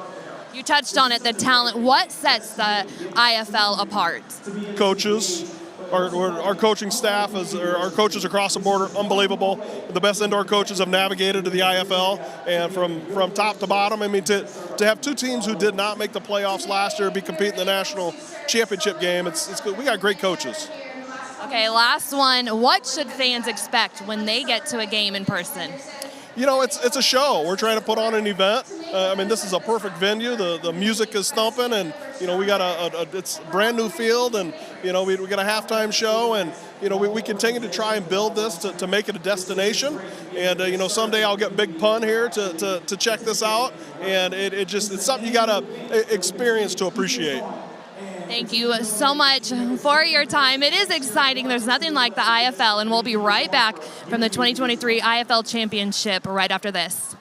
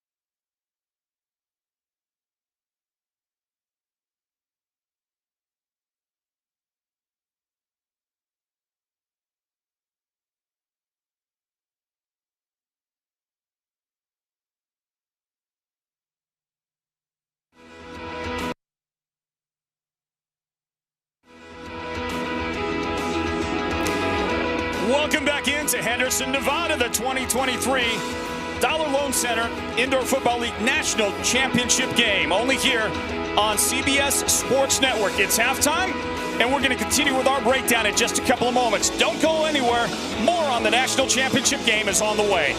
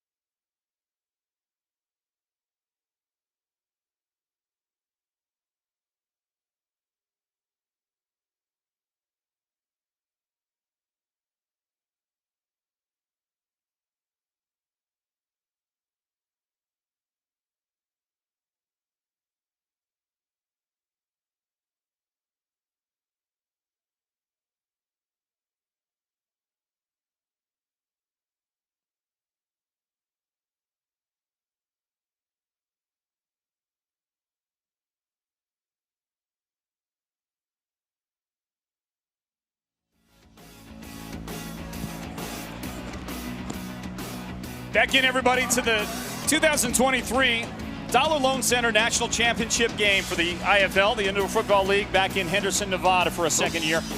And a 34-20 halftime advantage for the Bay Area Panthers. I want to welcome you back in, folks. My name is Floyd Simmons, bringing you the broadcast today here on the CBS Sports Network. And actually, a few minutes from now, we were going to talk to the guy who is to my left. We'll speak to him now, and he is one of the key players out here at the Dollar Loan Center. Chuck Brennan joins us now. This venue, this location, in its second year of hosting the Indoor Football League's National Championship game, has done a great job. Chuck, welcome in, and thank you for the partnership on behalf of the IFL. What the Dollar Loan Center is doing to step up, to join forces with the IFL has been a big deal for the league. And in our second year here, what a terrific event it has turned into. Man, I love the IFL. It's so cool. It's already been 2 years. I can't believe it. And to have it back here, it's just the best. So the venue, let's talk about that for a moment. Yeah. Purpose-built venue. This place, I know it's designed to host a number of different athletic endeavors, but the IFL fits perfectly right here at the Dollar Loan Center. It does, and it's sports in mind all the way around. We built it for hockey, and then adding the indoor football product with the IFL was absolutely perfect. And when I talked to Commissioner Tryon about this at the beginning, he loved the idea. And then to toss it, even further beyond the Nighthawks and to bring the championship here, I'll take credit. That was my idea. I love it. We'll continue with Chuck Brennan for a couple of more moments, everybody. Back behind us on the field, they're about ready for the start of the second half of the IFL's National Championship game for 2023. And And it's been a great first half already. The Bay Area Panthers with the 2-touchdown lead as we get ready for the second half. I'll be joined by my broadcast partner, Sean King, in a moment. And, of course, our sideline reporter, Sandy Charles, will add to the fun and festivities of what is a great national championship atmosphere today at the Dollar Loan Center. We'll see the Sioux Falls Storm offense first. And they got a great lift from their quarterback, Lorenzo Brown Jr. in that first half, the veteran, the 35-year-old veteran who's won multiple championships in the past, is a guy who seems to be playing with an even bigger and more determined level of confidence to win another championship. His team brings it out to the 11-yard line to start the second half of this 2023 IFL National Championship game. Let's talk a little bit further to Chuck Brennan here with the Dollar Loan Center. And, Chuck, we talk about, I mention it as a purpose-built facility. It's a great location. And the fans, they are so intimately involved with the activity. Whatever that activity might be, whether it's hockey, whether it's the indoor football league, the fans are up close and personal to the activity. And you've got to appreciate just how much the fans love the experience. As we watch Lorenzo Brown Jr. run for a first down into Panthers territory on that first down game. Well, when we have the indoor football league like this and hockey and the G League, this thing was all built around sports. The fan experience is over the top, incredible. It's easy to get in and out. It's the perfect size. It's a sports fan's dream, and the price point is awesome. It's not Allegiant, it's not T-Mobile. It's just an intimate setting. It's perfect for sports fans, and to have all the sports here now, it couldn't be any better. And of course, if it's the greater Vegas area, it's all about the amenities. You get so much to keep you entertained, and the great food and the great accommodations as we watch Lorenzo Brown Jr., the quarterback, take it again for another first down. That'll be a gain of 11 as we check in with Sandy Charles down on the field. Thanks, Floyd. Yes, I checked in with Storm head coach Curtis Riggs at the half, and I asked him what he's seen from Lorenzo Brown so far, and he said he's been okay. He's got to score on drives. They have to finish the job. I asked him his message to his team. He said, quit playing soft. Make tackles, run aggressive, and we have to score. Floyd. Lorenzo Brown Jr., the quarterback, will line them up. And he'll get motion from either side. Fake the speed sweep, taking himself up the middle, and a great tackle straight up the gut. And the defender making that play, Marquise Bridges, steps up, puts the stop on. Hey, Chuck, one more question for you. Tell me a bit about the relationship with the Indoor Football League and this great venue in Vegas. Well, it honestly started, I grew up in Sioux Falls, South Dakota. I lived there for 28 years. So, Todd Tryon, the commissioner, played safety there for 5 years at the Storm, and then coached, and then was an owner, and then was the commissioner. So I've been exposed to this type of football since its inception, and to get that in the venue out here and to pull that in as one of our main sports, perfect fit.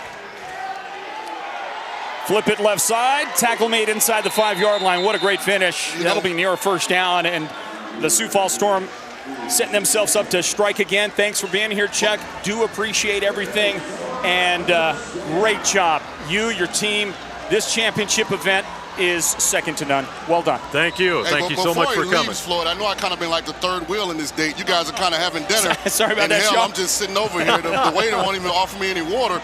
I actually live here in Vegas, and I call the Nighthawks game. So for anybody that's not been to Dollar Loan Center, I've seen the Silverhawks play. I've seen the Ignite play. So I've watched basketball, hockey, and football in this arena, and all the seats are tremendous. It's always easy to get in and out. It's a great area surrounded by a lot of restaurants and forms of entertainment. So if you have not gotten to the Dollar Loan Center, definitely make that something that's on your calendar before the end of 23.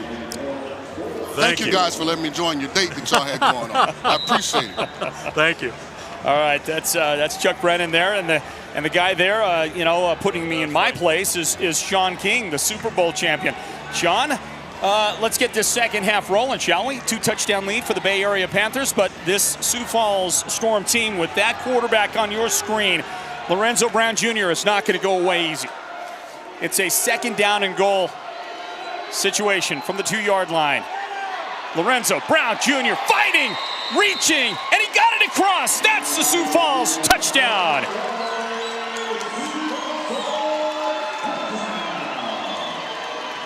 I mean, what was that? 3 big-time carries on the opening drive of the second half for Lorenzo Brown Jr. I mean, you can tell he don't want to go off this field and leave anything, energy, effort, potential plays left. So, I mean, he's giving it everything he has. At the end of the day, though, it's going to come down to this Storm defense. Can they find a way to stop Dalton Sneed and Jay Rankins? So the kick is up, and it's good, with 10:34 on the clock in this third quarter. And Sioux Falls is just hanging around. 34-27, the lead for Bay Area. Stand by. The 2023 Dollar Loan Center IFL Championship game.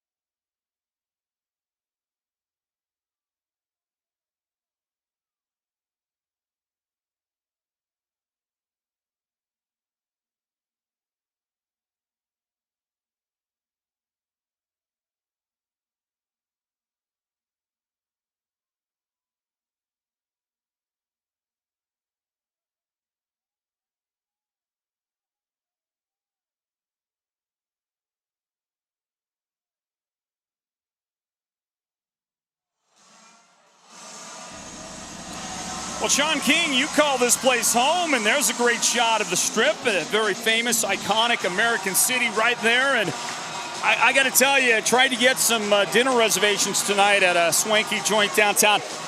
I was too late. You've got to give me some help here, man. You got to call in a favor or something and get me some dinner, okay? I got you. August 1st was the start of year 3 for me and my family out here in Vegas, so it's been a wonderful experience. The community's really embraced us.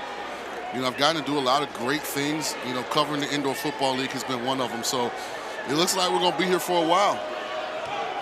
Here comes the Sioux Falls kick near the dasher boards. Fielded there. And a great return developing. And the tackle, touchdown saving tackle made in Sioux Falls territory. Bringing it back. And a great return. Cottrell Haywood at a Gardner-Webb. And the tackle is made, putting Bay Area in great field position. They'll be at the 19-yard line of Sioux Falls. And Cottrell Haywood's one of a lot of great returners.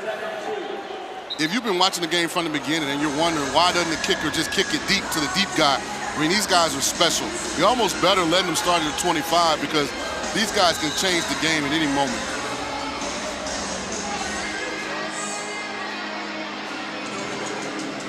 (34-27).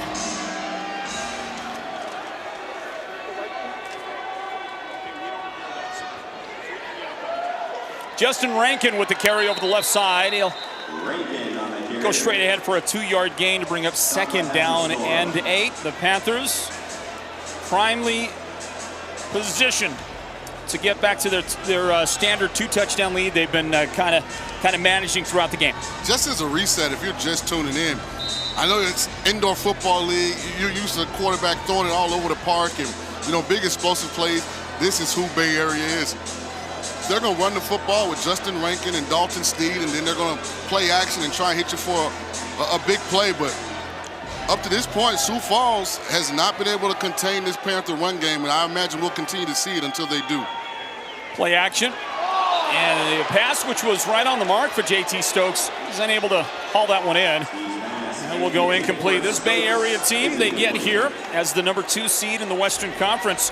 They hosted the Tucson Sugar Skulls in round 1 of the playoffs and got a 46-34 victory to advance to the conference championship game, where they got to face off with the 4 seed, the number 4 seed in the West. That was the Northern Arizona Wranglers, who came up with a big first round upset win over the Arizona Rattlers. That gave them the right to take on Bay Area. Panthers hosted that conference championship and came away with a 68-46 victory. Land them right here in Henderson, Nevada. Take on Sioux Falls in the championship game. Fake it there, left side, and there is a tough run that'll go inside the 5-yard line. That wasn't the most graceful run, but a strong finish for that young quarterback. That'll be a gain of about 11, making 12 yards to the 5-yard line for Dalton Sneed. Well, most people won't know who I'm talking about, and they won't be on the stat sheet after the game. But Jermaine Ledbetter, Kyle Davis, and Amari Catchings, they are dominating the line of scrimmage. You know, all of these misdirection runs, the backside offensive lineman has to maintain that block for normal. They're people movers. They're moving this Storm front at their will, and that's why the Panthers are having such success. I like it, people movers, and they're going to try to move the left side. Dalton Sneed trying to sneak in between the people, and he is going to get to the 4-yard line. A marker comes out from the back judge. As we wait on the ref, James Brown, the linebacker on that tackle, actually leads the Storm with 104. Illegal defense. Sioux Falls, number 2, was lined up outside the frame of the guard. Half the distance to the goal. First down. You know, seeing what a propensity the Panthers have to run the ball, I presume James Brown will be a big part of this game. But so far, we haven't heard a lot from the Sioux Falls linebacker. If they're going to win this game, he's going to have to start making some plays just like the one previously. So Sneed lines them up. It'll be first down and goal inside the 3-yard line for the Panthers. Motion on the right, give it to the left, and Rankin is going to get hit immediately, and he'll lose yardage on the play. More markers come out as a whole bunch of bodies collected. Holding, offense number 74. 10-yard penalty from the previous spot. Repeat first down. So it's good defensive play at any rate, and then you tack on the holding penalty. Ball goes back out to the other 12.5-yard line. To all you former or current offensive linemen out there, I hear this motto all the time: overworked and underappreciated. See, this is why broadcasters don't appreciate it. I call out Big 74 Kyle Davis by name. He gets a penalty on me on the subsequent play, Floyd. It's a dirty job. There's whistles at the snap, and a false start will be called on the offense. False start. Offense number 10. 5-yard penalty. It's first down. So you're a quarterback, Sean, and you know the question I'd ask you is that a psychology game that you have to play with your offensive linemen. Those are the most important people in your life during a football game. So how do you make sure that you take care of those guys on and off the field? I think the main thing is consistency. You know, just helping them understand that, you know, you don't think you're any bigger or more important than they are. Being a hard worker, demonstrating with your actions that you're a team player. But when it came to my communication with them, I was like, listen, there are going to be times when the guy in front of you is just better. I can deal with those. But make sure from an understanding football IQ standpoint, we're on top of all the details. Check in with Sandy Charles down on the field.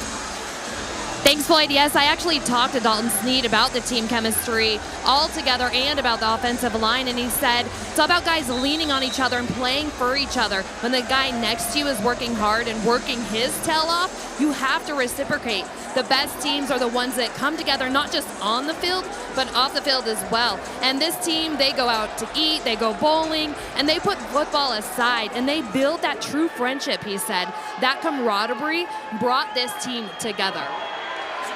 As quarterback draw, Dalton Sneed taking it right up the gut. He'll cross the 10-yard line. It'll be third and goal from the 9-yard line. By the way, previous play to that short catch made by Niger Jackson. I believe that was his first catch in the game. A guy that if the passing game becomes an issue for the Panthers and it's needed, he's a guy that they'll have to get more involved. Of course, the running game, as you see right there, is getting it done for the Panthers. Yeah, he's been a big part of their success this year. And just to piggyback on what Sandy said, that's why you go from winning one game in 22 to being in the title game in 23. Culture, teamwork, accountability, family, it's all come together for this Bay Area squad. A lot of time and a pass caught by JT Stokes in the end zone for what may be a touchdown, but there are 2 markers down. The referee throws his. Complete. The back judge threw his as well. So there'll be a couple of penalties. Dalton took a shot on the sideline. Well, the penalty marker from the referee came out well before the hit there. See, Dalton's extending the plays, trying to wait on guys to, get into the scramble drill, which they're redirecting. But man, offense number 74. That's a 10-yard penalty. It'll be 3rd down. Also, first warning of the game for an umpire pick on the offense of Sioux Falls. Well, you cannot intentionally use the umpire to gain an advantage. It's got to be pretty tempting, though. I mean, it's a close, confined, jam-packed area with a lot of bodies moving all over the place.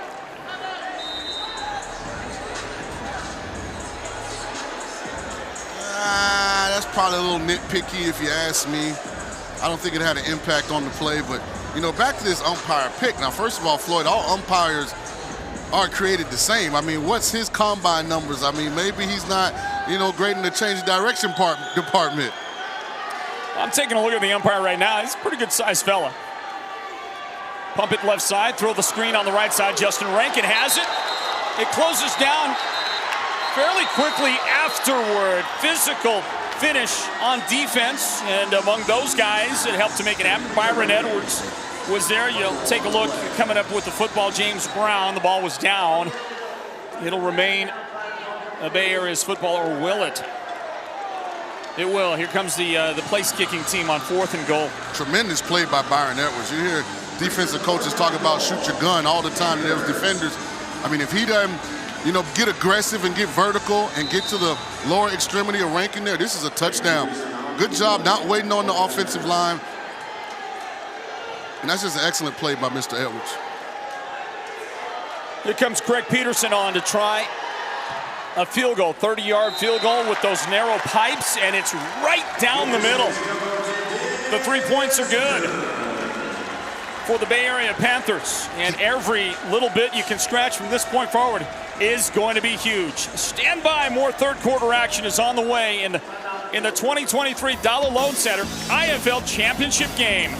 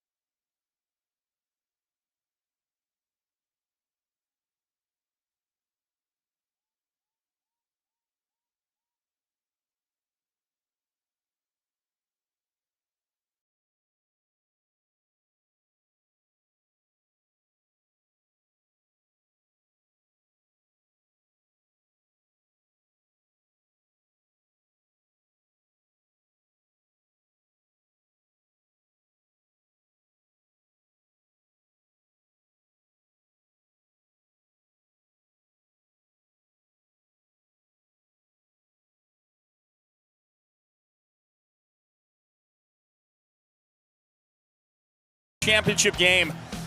And we're in on what is right now a 10-point lead for the Bay Area Panthers. This kick, Sioux Falls, ball fielded at the goal line, and that's Blakey bringing it out. He is going to get tackled. Well, you know, got the little turf monster issue working for a moment. Dwight Blakey brings it out to the 13-yard line. First down and 10 for Lorenzo Brown Jr. and that Sioux Falls Storm offense. It's an important drive from a momentum standpoint for Sioux Falls. Your defense finally forces Bay Area to kick a field goal as opposed to allowing a touchdown. If you can take this drive down and turn this into a 3-point game, now a lot of the pressure starts to switch sides. Where it's felt like the Storm have been on the wrong side of the momentum, this could kind of even the scales. Good handoff. Yeah, great tackle coming up. And the guy that applies the hit, Antoine Kincaid, is the guy that is able to make the stop on Donnie Corley. The pride of Western Kentucky. You think Western Kentucky, we think offense, right? High-powered, explosive, but I guess they play a little defense down there, the Hilltoppers, Bowling Green, Kentucky. So basically no gain on that last play. Second down and 10. Brown steps up. Almost got his helmet taken right off. And he's, in fact, asking for somebody to maybe have noticed that there was contact on his helmet. And they'll give him a no gain on that play. How about third down and 10 coming up? Really good individual effort by Jackson here. Initial pass rush move was negated by the O-lineman. Kept his motor high, continued finish, ended up with a sack. Big spot right here, third down and 10. Brown puts him in motion, delivers on the right side. The catch is made. That'll be well shy of the first down. It's Donnie Corley hauling the pass in. He is going to be marked down at the 20-yard line, so 3 yards to get the first down, but it's fourth down. Is this fourth down territory? Yeah, absolutely. I mean, I know you forced a field goal by Bay Area, but you haven't really stopped them as of yet. But great play on that third down by Wes Bowers. I mean, he gets to the football so fast, Floyd. He's probably as quick of a defender as I've seen this season in the IFL. Fourth down. So the fans are on their feet here at the Dollar Loan Center. And Brown will put his two guys in motion. Steps up, throws deep, passes nearly intercepted. Back deep over the top was Trey Meadows. The intended receiver, Donnie Corley, could not get there, but there is a marker right down in the middle. I believe the umpire threw his penalty flag in the middle of things. Number 33, 5-yard penalty from the previous spot. Automatic first down. So after the incomplete pass, the overthrow by Brown, second life in the sequence for the Sioux Falls offense.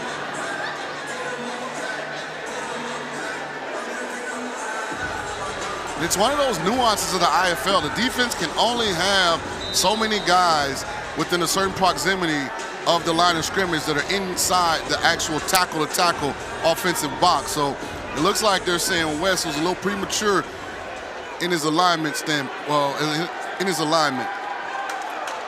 Load him up on the right side. Now motion comes over to the left side, and that's where they'll run the football. Xavier Jackson, and he is tracked down. There wasn't a whole lot going on right there, and that was mostly thanks to Tona Jackson stepping up and getting a stop for about a 2-yard pickup on the play. You know, Floyd, outside of a couple of QB scrambles by Lorenzo Brown, I mean, this Panthers defense has been outstanding versus the run. Second down and 8. The ball rests at the 23-yard line of Bay Area.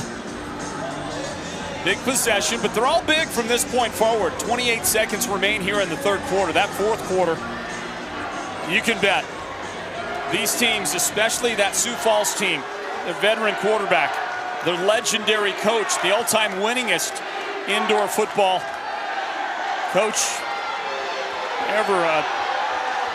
ever call a game, Curtis Riggs. And look at Brown with the great run, picking his way downfield, directing traffic like a veteran quarterback at a 16-yard gain. They don't make a bigger 16-yard gain.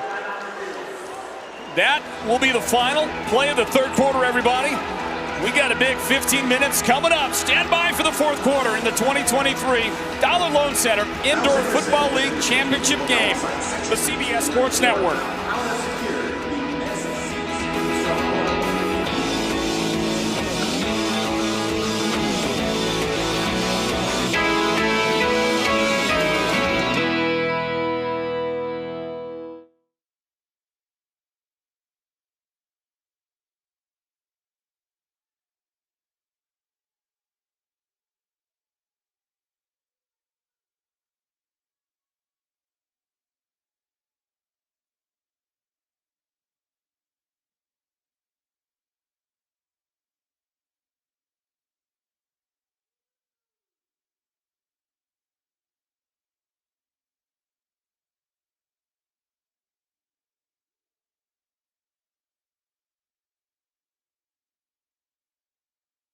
Football League National Championship on CBS Sports Network is sponsored.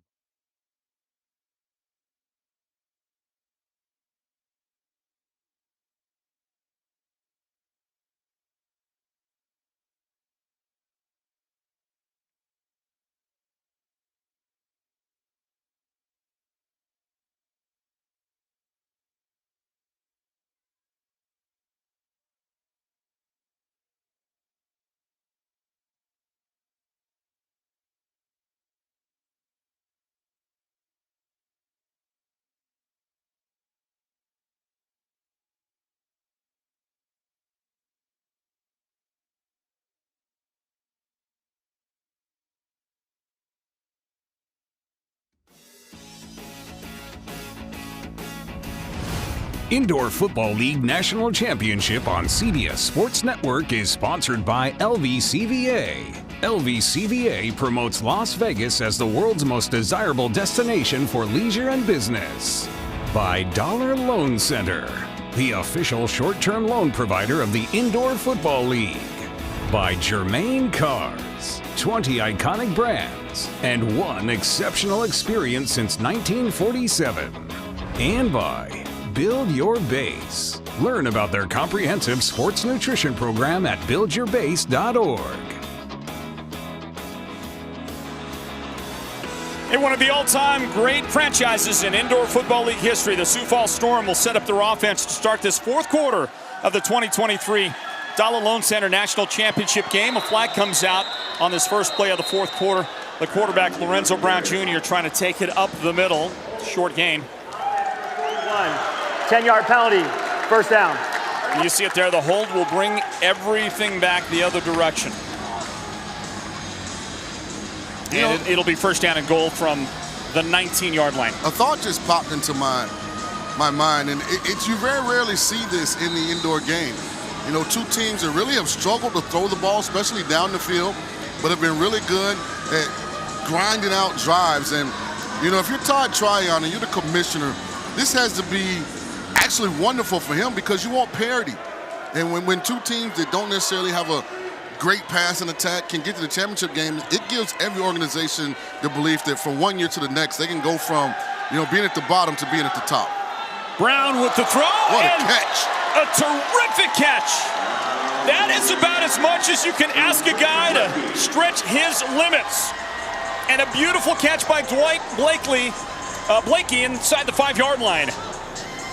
Ball got away from Lorenzo just a little bit, but man, quarterback loves when his wide receiver makes him right. And the offense gets set quickly. Motion to the line, fake it. Brown, left side, reaches, and that is a touchdown! Sioux Falls back on the board.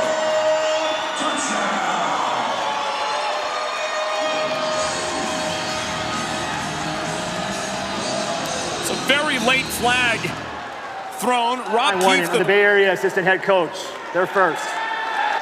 So the flag is for a warning on Rob Keefe. The defensive coordinator came out and he was adamant about his belief that Lorenzo Brown Jr. went out of bounds and hit that dasher board on the side. And I think he's right, but I think stretching the ball out, it crosses the plane before that left shoulder contacts the sideboard. So I think it's the right call on the field by the referee. Great individual effort by Brown, by the way. And there is no challenge flag that's come out, so not sure how much he believed in it, but here's the kick. And that'll go right down the middle. The point after is tacked on by Austin Neufeld. Yeah, I got a question. Is there a statue of Lorenzo Brown Jr. in Sioux Falls somewhere? I mean, the guy went to University of Sioux Falls. He's the best player in the history of the Sioux Falls Storm. Holds 8 statistical records for career achievement at that. He won 3 championships. I mean, outside the stadium, on the campus of the university, I'm starting the campaign. We got to get something erected. So Lorenzo Brown Jr. is always known, regardless whether he's alive or not, in the city of Sioux Falls. Listen, something that's forever. I'll contribute if you've got a little GoFundMe. I'll contribute to that. Hey, Sandy Charles, what do you have?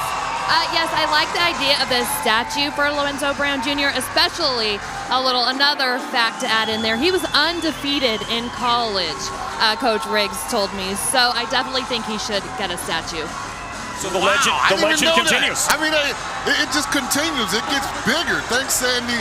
I mean, it just enhances my opinion. I mean, when do you ever see a guy that plays professional sports in the same city he played college and is absolutely killing it at both? Yeah, he is battling to win potentially his 3rd ever championship game most valuable player award. Has 2 of them in the past to go along with 3 championship rings. Well, if the Storm can find a way to win today, he's definitely the MVP. Well, at the rate of play so far, right? Here's a kick that's fielded and brought back to near midfield by the Panthers, bringing it back, Marquise Bridges. And all of a sudden, you take a look at the scoreboard. If Sioux Falls can get a stop, they can reverse the entire complexion of the game by taking the lead potentially. But we've watched them hover between 1 and 2 touchdowns behind the entire game. Guess what? A 3-point game now, and Sioux Falls is starting to capture a little bit of that all-important 4th quarter momentum. Yeah, Andre Fields, he's assistant head coach and defensive coordinator.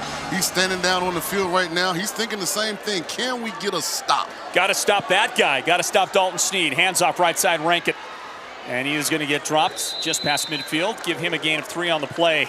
It'll be 2nd down and 7 coming right up.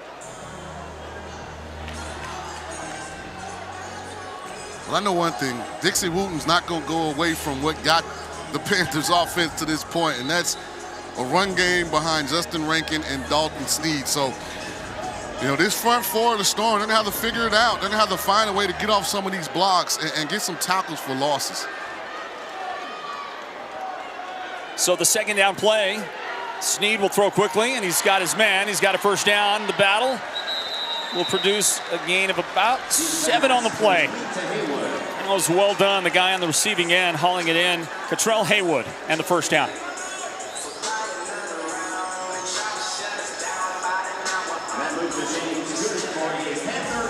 Well, Dalton wasted no time. And Haywood with a great job. Line him up. Dalton Sneed, 1st down and 10. Well, at about the 16-yard line. Here's the give to Rankin over the right side. 2-yard gain. Sandy Charles down on the field. Yes, thanks, Floyd. Every single person that I talked to about Dalton Sneed said he is a leader. Coach Riggs mentioned it, Coach Wooten, Coach Keefe, even Justin Rankin. Coach Keefe called him the heart and soul of this team. And Justin Rankin said he's the motor, we're the parts around him. I asked Dalton where this comes from, and he said his parents, and they're actually here today. He said his dad built me into the athlete and man that I am and that I carry with me on the field. They are the backbone to everything that I do. Back to you. And a marker down before he can get the snap here. False start on the offense. Encroachment. Offense number 8. 5-yard penalty. 2nd down. My mistake, encroachment. One of the very few times in my entire life I've heard an offensive player called for encroachment. Yeah. Okay. One of the unique things about the IFL, I guess. So they mark it back. Another unique thing, and I'm sorry for not to cut you off, is even though it's an offensive penalty, the clock doesn't stop. So it's important now that Sioux Falls is going to have to get a defensive stop at some point. or the clock's going to become a problem. As markers down, there's a throw to the end zone. JT Stokes has the apparent touchdown. They'll call that a touchdown, but we might have illegal motion. We might have had guys. I think it's offsides. They look the other way. Oh, you're right. Offside, defense number 92. That penalty's declined. Big touchdown for the Bay Area Panthers. JT Stokes' catch will stand, and the Panthers are back on top for the moment by 9. In honor of the late Stuart Scott, man, this Dalton Snead is as cool as the other side of the pillow. One of the things I look for when I'm evaluating quarterbacks, and they be calm when it's chaotic. Dalton always seems in control, always seems to make the right play with his feet, the right throw with his arm. Touchdown, Panthers. And the point is good. A 10-point advantage once again for the Bay Area Panthers. 44-34 with 10.5 minutes remaining in the fourth quarter. The 2023 Dollar Loan Center IFL Championship game. Stand by.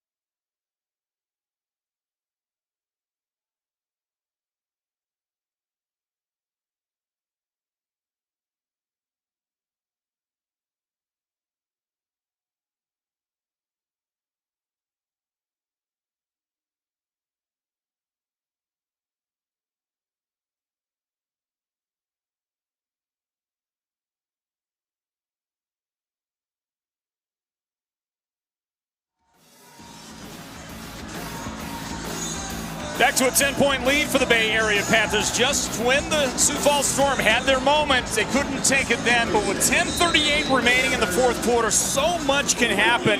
It's the wonder and the fun of the IFL game. The thing that we love about it is the script can flip on you so fast. So that 10-point deficit for the Sioux Falls Storm.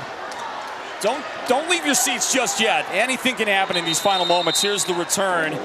The kick is brought back. It was Cole Furness who brought it out just past the 20-yard line. And Floyd, is so ironic because the two teams are almost a mirror image of each other. Both hardcore, blue collar, play the game the right way, physical at the point of attack. Bay Area got the ball first and scored, and it just seems like Sioux Falls has never really been able to catch all the way back up. But when I see Sioux Falls, I feel like I'm looking at Bay Area. When I watch Bay Area, I feel like I'm looking at Sioux Falls. Both quarterbacks have been outstanding. If you're Bay Area, you're like, if we get a stop, we can really put this game on ice. And if you're Sioux Falls, you're just going to keep pounding the rock and hope eventually the rock breaks. Xavier Jackson with the carry to midfield. He'll be dropped at the 25-yard line. Credit him with a 4-yard pickup on the play. 2nd down and 6, straight ahead. Xavier Jackson, Floyd, from cut to starting running back in the championship game. I love those kind of stories where guys don't give up when they're presented with failure. He just kept grinding, and look at him now. Zay Jackson, you call him. He goes in motion out of the backfield, and that'll clear out the middle. Nice catch by Furness, who will gain the first down and give him a pickup of 9 yards on the play. Nice play design right there. Let's throw it to Sandy Charles again. Hey, Sandy. Hey, Floyd. Yes, you guys have mentioned Zay Jackson. And I spoke with Coach Riggs about him, and he said he's like a Swiss Army knife. He was just filling in, and he just got it, and he's here. He is part of it, and he can do everything good. He does it all really well. He's a really good football mind, catches the ball. He's really tough, and he's tougher than you think, and he's able to run very well in space. So what started off as just a fill-in, he is now a part and a key to this team. And the fake to him. Brown keeps it himself, and that's a no gain on the play, 2nd down and 10. Great story, great job by Sandy right there of giving you more details on the young running back. Something from a tempo standpoint, Sioux Falls has been very methodical, but you can see a greater sense of urgency now in getting lined up and getting the next play snap. You know, Coach Riggs been in this game a long time. He knows he's running out of time. And this one is deflected, intercepted, and the second takeaway for Bay Area down the sideline. It goes! Touchdown! Panthers! Marquise Bridges hauls it in, he goes the distance. There is a player down, but the touchdown stands for Bay Area. A tremendous play. Officials timeout for injury. The rule in the field was a touchdown. A tremendous play by Bill Atkins. So good, I think he might have injured himself. But he's the guy that actually makes the initial deflection. That's Bill there. You see he lands on his tailbone. Great job of Marquise Bridges. Right guy, right place, right time. What a finish. What a finish. Their DB coaches watching this game. They're jumping up and down right now, feet on the couch. Wife mad at them. But they love when a defensive back gets an opportunity on a tip ball. They call it Oski. To not only catch it, but then take it all the way. Points for the Panthers. Is that enough? I've seen IFL games, they never seem to be over until they're over, but as good as the Bay Area has been on offense, can Sioux Falls find a way to come back? Well, I'm going to say initially, especially at the championship level, not enough, okay, not enough. However, it is going to be extremely tough for Sioux Falls. They've got to get a couple of balls bounced the right way, their direction. We'll start to see the onside kick come into play here very soon, especially when Sioux Falls, of course, when they score. Hey, the other thing about this game,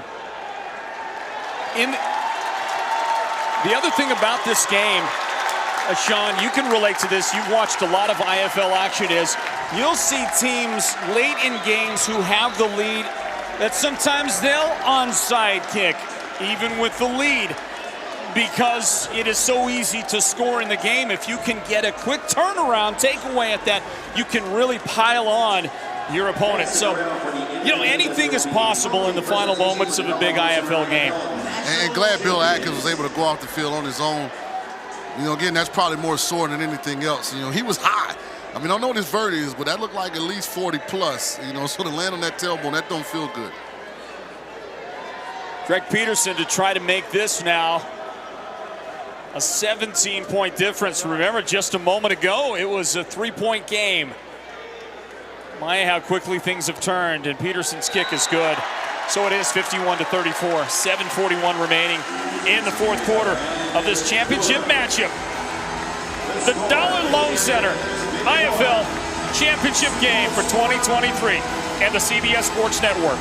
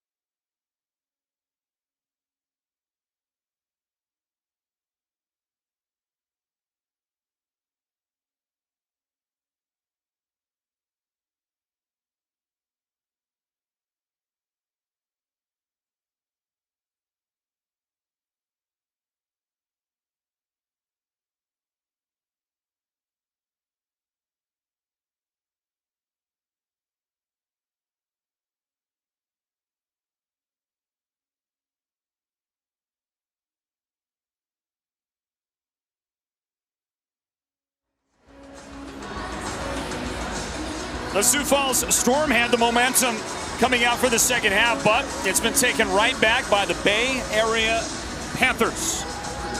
And the Panthers are getting set to kick it away after developing a 51-34 lead now here in the fourth quarter.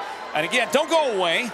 The clock will run in times when, if you're a football fan and new to the game, new to the IFL, you're going to see the clock running at times when it seems like it shouldn't be running. Well, that has to do with the rules in the game. And here's a great kick that is going to skip through and go out of the back of the end zone after hitting the field of play. So that'll be marked down at the 5-yard line for Sioux Falls. And that was very fortunate for Sioux Falls, because if that hits, the back, barrier there in the end zone, it might be another ruse for the Bay Area, because it's going to be very difficult for him to get out of the end zone. It just seems like right now the roof caving in on the Storm, and everything, even the way the ball is bouncing is going Bay Area's direction. They have the 2 takeaways in this game. They closed out the first half with an interception. And then there was that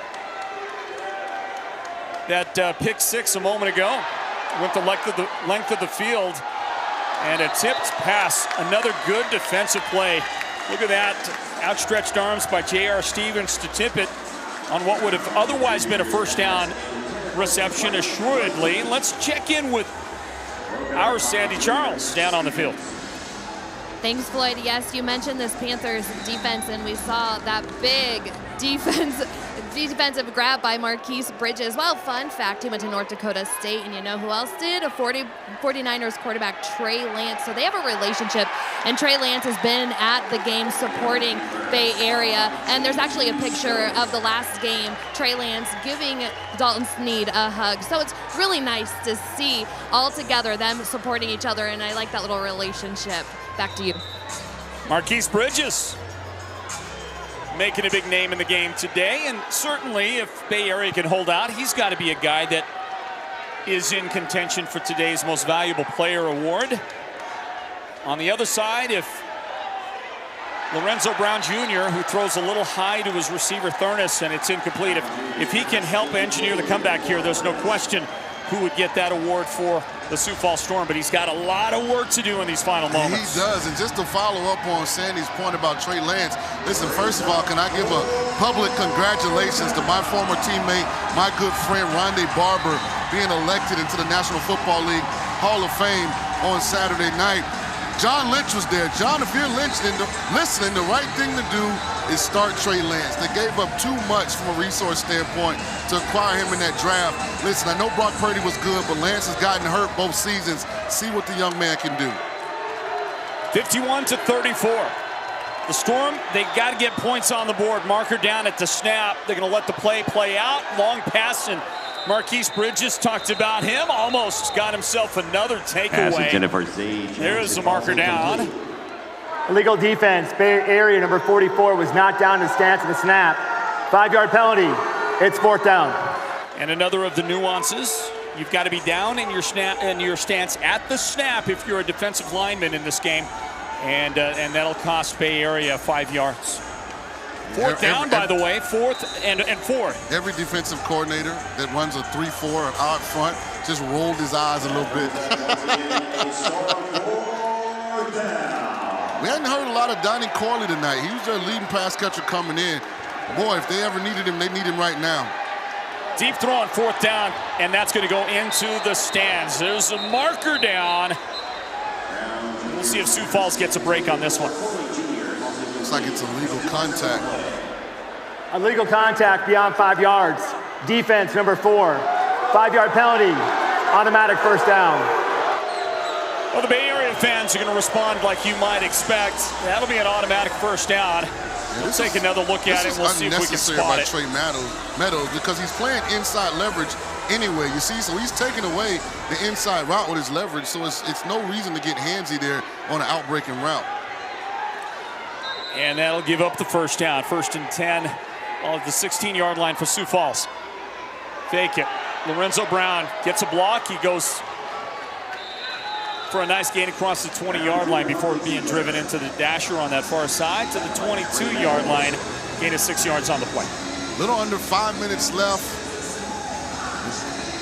see, Sioux Falls probably got to get a little out of character lift. They're kind of methodical offense. They got to find a way to create an explosive big play here. They not only need points, but they need points fast, Floyd. 4.5 minutes, thereabouts, remaining. Brown over the middle, throws behind his receiver. Great catch in traffic, and it's hauled in by Donnie Corley. The Texas Southern product is able to make the catch for the first down, and the ball will come to rest at the 10-yard line. It'll be first down and goal.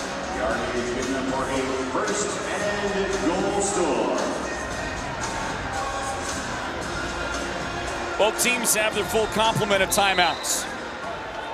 3 apiece. Sioux Falls with a big need for a touchdown here. Look at Brown. Stand, calmly, deliver. It's a little bit high, incomplete. And the veteran showing his calm demeanor. The little action in the middle after the game, after the play. No flags there. You know, if you're Sioux Falls, I think you need a little more sense of urgency here, right? Because you know when Bay Area gets the ball back, they're probably not going to throw it anymore. They're going to run the ball, so just think Sioux Falls maybe is wasting a little too much time. Kind of has that feel, doesn't it? Fake it, Brown, take it inside the 5-yard line, and he comes down at the 3-yard line. It'll be third down and goal at the 3 for Sioux Falls. Clock ticking.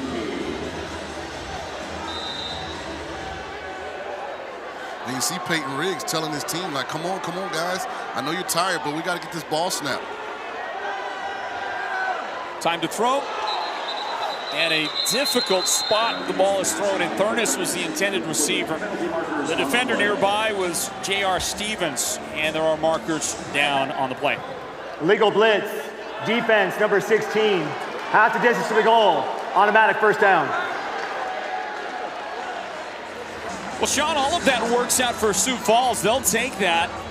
They get the ball inside the 2-yard line and 4 downs to work with. However, the clock is the issue right now for Sioux Falls. Under 3 minutes now, and it's still ticking. It won't stop until they get to the 1-minute mark. So they have to score on this play. I mean, that's devastating. And they did not. We got another flag as well. Yeah, marker from the umpire. The line judge on the near side said the knee went down before the ball came across. More importantly, that clock is running. 33 was not stationary at the snap. Half the distance to the goal. Second down. Correct. Hey, if you're Bay Area, you don't mind any of this. Not at all.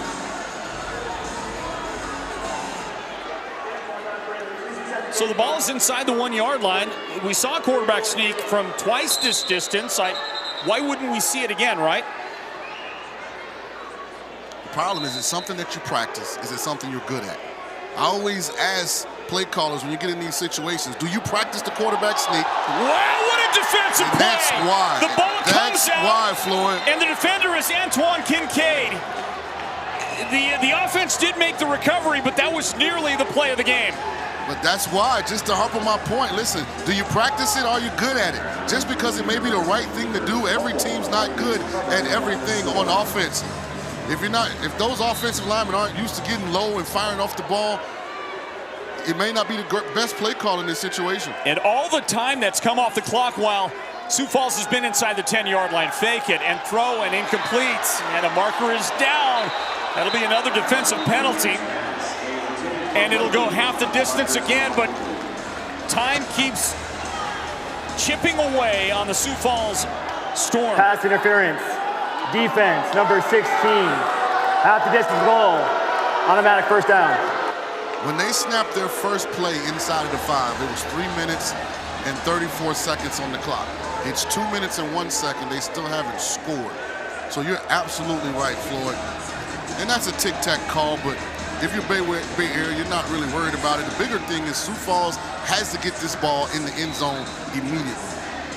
And how frustrated is Curtis Riggs right now? Sioux Falls head coach. Peyton's calling his best stuff. Peyton's calling the game tonight to Sun, but it's just not working in his favor. Almost a disaster. Backed into one of his backfield mates. They lined up the big fella back there. You see the incomplete. Logan Swanson was behind the quarterback. Interesting Interesting lineup. I guess Logan as a fullback type, and the quarterback backs into him. Timeout taken by Sioux Falls, you see there. Incomplete pass. Sean, it's just absolutely turning into a disaster right here in the red zone for Sioux Falls. And I think the game is effectively over outside of them being able to get an onside, because having to use your timeout, which he had to. Like, one thing a coordinator, coach on the sideline has to do, be aware when your team is fatigued. This has been a long drive for Sioux Falls. They're tired. Look at them, hands on their hips. Man, this water tastes like gold right now. The best thing they could ever have. But you burn that timeout, now you only have 2.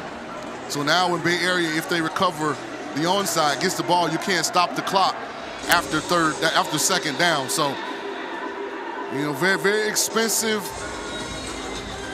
sequence of plays here inside of the 5-yard line for the Storm.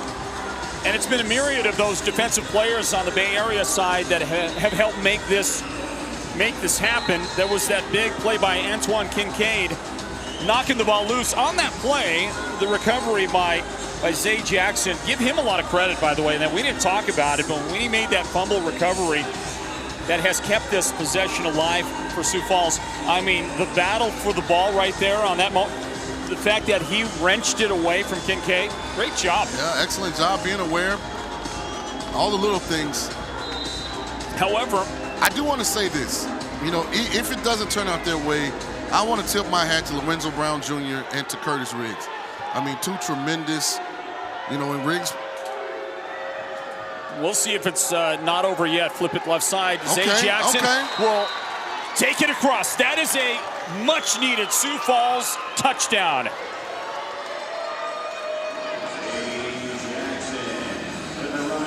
And you see the hustle going on because the clock is going to run. It doesn't stop, right? It just is running. You've got to try and get this point after tacked on as quick as possible. The special teams did not get out there very quick. So you got to make it. So you don't want to rush and miss it, but it needs to happen quick. So the kick is up, and the kick is good.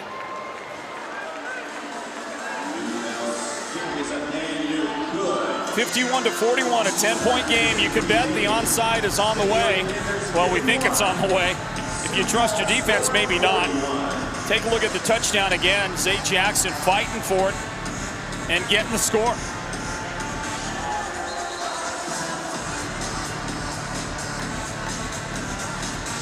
So 1:15 remaining. Mercifully, the clock finally stops ticking on the Sioux Falls Storm. If you're the Bay Area, you're getting your hands team ready, guys. We know it's coming hard, low, fast, could be bouncing around. The only thing that matters, we have to secure this football.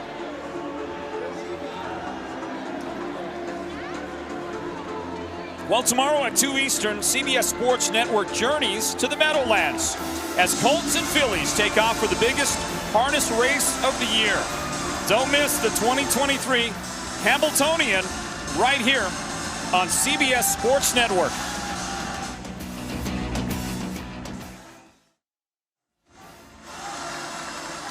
So again, a 10-point advantage for the Bay Area Panthers. How about this? Last year, 2022 season, they were 1-15. They won their first game of the year. Came out looking good. And then lost 15 in a row. The onside will not work. The return is short of the end zone. Well done to field the high bouncer by Niger Jackson. And he goes inside the 5-yard line with it. That's the penalty you pay when you can't get it right. But you had to go for it, and Sioux Falls is going to yield possession inside the, right at the 1-yard line to Bay Area. Yeah, but interesting strategy right here for Dixie Wooten.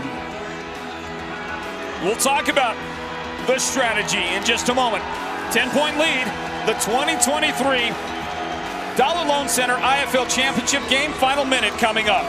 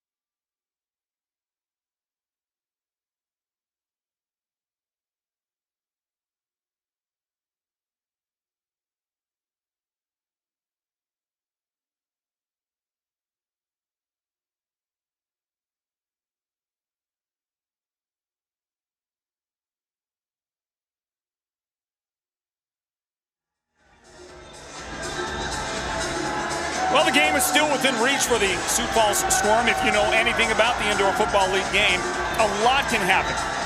A lot can take place inside the final minute, especially with all that's on the line and at stake in a championship game. Welcome back in, everybody, to the Dollar Loan Center National Championship game of the IFL.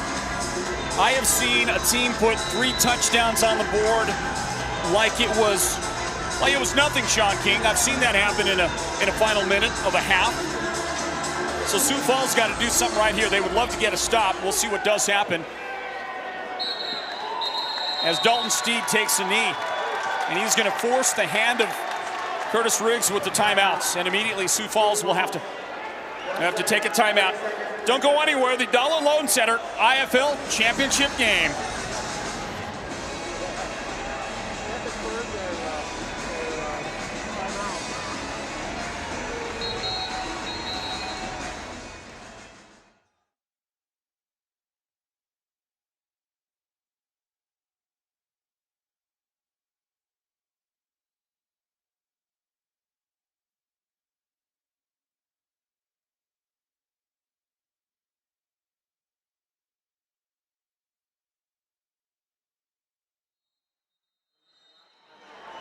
Hey, we're back in, and another knee taken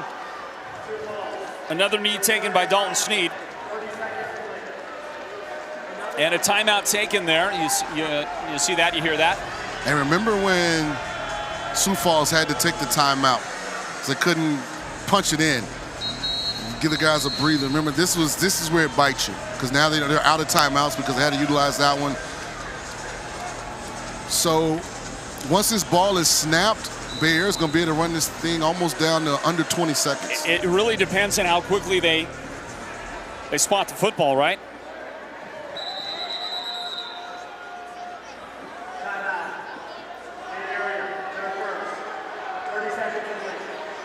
So Dixie Wooten, the offensive guru for this Bay Area team, he takes a timeout. We've got 57 seconds remaining, a 25-second play clock. So, Sean, you snap it. That's 25 seconds of the 57 remaining that you have to deal with. You snap it again. The max you would leave the other team with the football is 7 seconds, right? Yeah, and I would imagine on 4th down, they're going to try and score. Okay. You know, you snap it here on 3rd, you let it run all the way down, you call another timeout with maybe a second left on the actual play clock. And then on 4th down, you try and score because the score absolutely ices the game completely. I don't like confusion out of a timeout. That worries me just a little bit. You just call a timeout, guys still asking what they have to do. We have reached the stage of it takes a miracle now for Sioux Falls. Now the quarterback runs it. Sneed is going to, in running it, will take a little bit extra time off the clock right there. Takes another 3-4 seconds off. Right, and so we're going to get down to 4th down, 4th and goal at the 1-yard line for Dalton Sneed and his Bay Area Panthers offense. We're going to have right at 13 seconds, I think, once they call timeout. And I think they're gonna run it all the way down and call timeout is what they'll do. So with 1 second, timeout is taken, leaving 14 seconds in regulation. And now if you get the ball into the end zone, it becomes virtually impossible. Yeah, and even if you don't score, you know, they got to go to the length of the field. You know, it'll be interesting, and I don't know how much confidence Coach Riggs has in his field goal kicker. But since it's a 10-point game, you know, would you try the field goal on 1st down and then try and recover onside kick? Because you've got to have 2 scores anyway. One of those could be a field goal, as long as the other guys don't get into the end zone or get possession of the football. Final game in the historic coaching career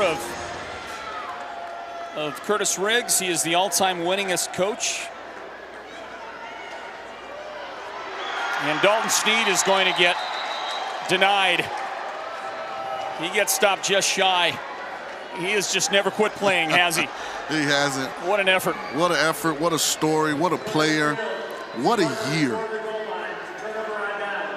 So he gets stopped at the 1-yard line, which if you were a fan of Bay Area, that's not such a bad thing. 9 seconds remain and a 10-point deficit to make up by Sioux Falls. Can it be done? Just barely, yes. But it would be the miracle of miracles at this point. How about Dalton Sneed right there? What a game the young man has played for Bay Area, leading them. Certainly a candidate to be the MVP of today's game. Todd Tryon, the commissioner, the league will make that announcement after the game. Who is the MVP? And it looked to me like right there, with everything that Dalton Sneed has done today, all of the contact he has invited with his style of play, I think he just took the hardest hit he took all game long on the final carry right there. He can't feel it right now. All he can feel is jubilation. He wants these 9 seconds to go ahead and tick off. Here's a screen over the middle and reach it out to stop the clock with 3 seconds remaining. It'll be a first down, but effectively, that ended the game. It did. Yep. What a year for Sioux Falls. They fall a little short. What a career for Coach Riggs. What a career for Lorenzo Brown Jr. But hats off to the Bay Area Panthers. Great job by Rob Keefe and Dixie Wooten filling in, getting this team to rally together. Dalton Sneed had been a couple places. They didn't think he was good enough. I guess he silenced all of his critics in 2023. Panthers IFL champions. What a year for this organization. This should be the final play of the game. Deep throw. That one is going to wobble out of the release, and Marquise Bridges is there to take it away. His second interception of the game, the third turnover committed by Sioux Falls. This one is in that it doesn't matter category. And yes, a great career for Lorenzo Brown Jr., a guy who will be considered for IFL Hall of Fame status at some point. Curtis Riggs, the Hall of Fame coach on that side. That's their final game, but the glory and the celebration belongs to the Bay Area Panthers. They win their 5th game in a row to finish out the season, and they get the championship win today over Sioux Falls. Congratulations to the Panthers. Congratulations, great game. Justin Rankin, tremendous season. Dalton Sneed, tremendous season. You know, no one ever remembers if you don't actually win it all. No one would remember the turnaround they made from 22 to 23 if they didn't get it done today. So happy for Rob Keefe. So happy for Dixie Wooten. Whatever's next for both of those coaches, I know it's going to be tremendous because they did a tremendous job this season with this team. Yeah, and for coaches like that, for Coach Rob Keefe and for Dixie Wooten to take over as coordinators, have to take over the team. Nobody was officially then named head coach. You had 2 co-coaches leading the way, and for them to do the job they did, to keep it together, to keep going, what a job by those 2 great coaches. And Sandy Charles is with one of them down on the field. Joined by Coach Wooten and Dalton Sneed, the quarterback. Coach, let's start with you. This team last year, 1 win, now champions. What did it take to get here? Just everything we had in us, man. You know, we just came out the first day of camp. We had a tough camp, and we knew we had to change it around. These guys get everything we asked them to, and now we're here. We're champions. Dalton, he is saying hi. So sorry, Dalton. What can you say about the chemistry tonight with your team? Just resilient. You know, it really demonstrates all the hard work we put in practice. Our guys want to be great each and every day. We come to work every day, and that's what you see us display. Coach, what did you see from Dalton and the rest of the team? Just hard work and understand that we was not losing this game. Like when nobody knew that Dalton was like 30% today. His shoulders almost hanging off the bone, but he came out, he worked all week, and now he took us to a championship. So if Dalton, I love him. I love him. I love him. Dalton, last one for you. Your family's here in attendance. What does this championship mean, especially to win it in front of them? I wouldn't be here without my parents. You can see how emotional they are. I'm going to probably be pretty emotional here in a second, but, man, just want to thank God I wouldn't be here without them, and I'm just so blessed to be in this position with my teammates and my family behind me. Thank you so much. And last one for you on the defense today, kept you guys in this game. What can you say about your defense? Our defense been great all year round. You know, Coach Roy pushed them guys hard every week. So it's no surprise to me that they stood up and got that pick to win the game. Okay, go enjoy, celebrate. Floyd, we'll send it up to you. Thank you. Thank you. Thank you, Sandy. And that guy right there, Dalton Sneed, he's a national champion. Just a couple of years into the league. Remember, last year Dalton played for that Sioux Falls Storm team. The first ever start that he gave to Sioux Falls was against Bay Area. And now he switches sides, switches teams, defeats his old teammates, his old coach Curtis Riggs, and he does it in stunning fashion today. Let's take a look at some of the things that Dalton did for this Bay Area Panthers team today. He's certainly a guy that you'll look at when you consider who might be today's most valuable player. You see his first touchdown run of the game right there as he broke a tackle to eventually make his way into the end zone. And he played with heart, he played with grit, and you see more evidence there as he lowers the helmet to get into the end zone. Yeah, absolutely, Floyd. I mean, success doesn't happen by mistake. Such a powerful interview by Sandy right there. And, you know, Dalton's words, you know, are very powerful and they're very educational. You know, a lot of parents are watching this broadcast. Parents love your kids. I mean, you can tell that he knows he would not be here without the support and love of his family. And when he was faced with adversity, because he had that support system, he was able to overcome it. You know, I just want to continue to repeat this because sometimes we fail. Dalton was with the Vegas team here locally. He was with Sioux Falls, his opponent tonight. Both of them thought there were better options at quarterback than this young man. He never gave up, never got frustrated, never thought that he wasn't enough. He just kept working, and look at him today. So happy for this young man, so happy for his family. Congratulations on winning the 2023 IFL title. Definitely one of the heroes. Justin Rankin was also a hero today, right, Sandy? Yes, he was. Thank you, Floyd. Justin, we see you dancing with this team. How much fun was today's game? It was amazing. I mean, this was my first time being here, so there's no feeling that can describe this. I mean, you got to just be in it, you know, to feel what I'm feeling. It's amazing. I love my team. I love everybody here. I love the coaches. It's amazing. Let's touch on that a little bit more. You love them. How special is this team? It's great. I mean, we've been through a lot of adversity, a lot of pressure. I mean, a lot of fire that made us what we are today. A lot of people don't see what happened in the background to bring us here today. I mean, we've been through a lot where a lot of other guys would have folded. So I'm proud of my guys. I'm proud of the team. I'm proud of the coaches. I mean, it's amazing. You cannot be successful without a good offensive line. What can you say about your O-line? Man, they work the hardest out of any group on the team. I mean, they don't take no reps off during practice. They go on scout team, first team, second team. Like, you ask them to do it, they're doing it, and they don't complain about it. So, I mean, that right there, that's what I need to say. They work the hardest out of everybody on the team. What are the chances you're all going bowling to celebrate? Oh, we definitely going bowling. Come on, baby. Hey. He's a big bowler. We will send it back up to you. Yeah, you know what? I bet he bowls as well as he runs with the football. That's for sure. Let's see what he did today. Justin Rankin, this great running back. Are we carrying audio here? Let me check. Let's see, but there can only be one winner. Yeah. And this winner won one game last year. And Roy Troy went out and rebuilt. He brought some new coaches in. He brought some new players in. And it was a whole new story.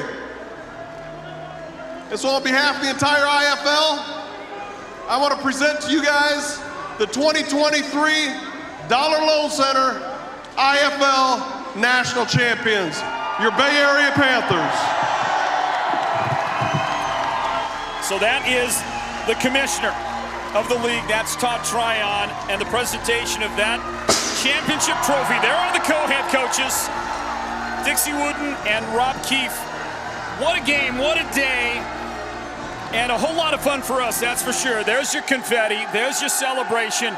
The Bay Area Panthers are the 2023 Dollar Loan Center Indoor Football League National Champions. I want to thank our great team. I want to thank you, Sean King. It's been a lot of fun, and that right there, that's what we came for. That great game. Congratulations, Bay Area. Thank you, man. You did a great job today, Floyd, of, you know, giving the viewer an outstanding commentary. Pleasure working with you. Continue the programming, everybody, on the CBS Sports Network. We got a lot going on for you this afternoon. For Sean King, Sandy Charles, and our entire crew, I am Floyd Simmons. This has been a presentation of CBS Sports Network, the 24-hour home of CBS Sports. God bless you. Good afternoon.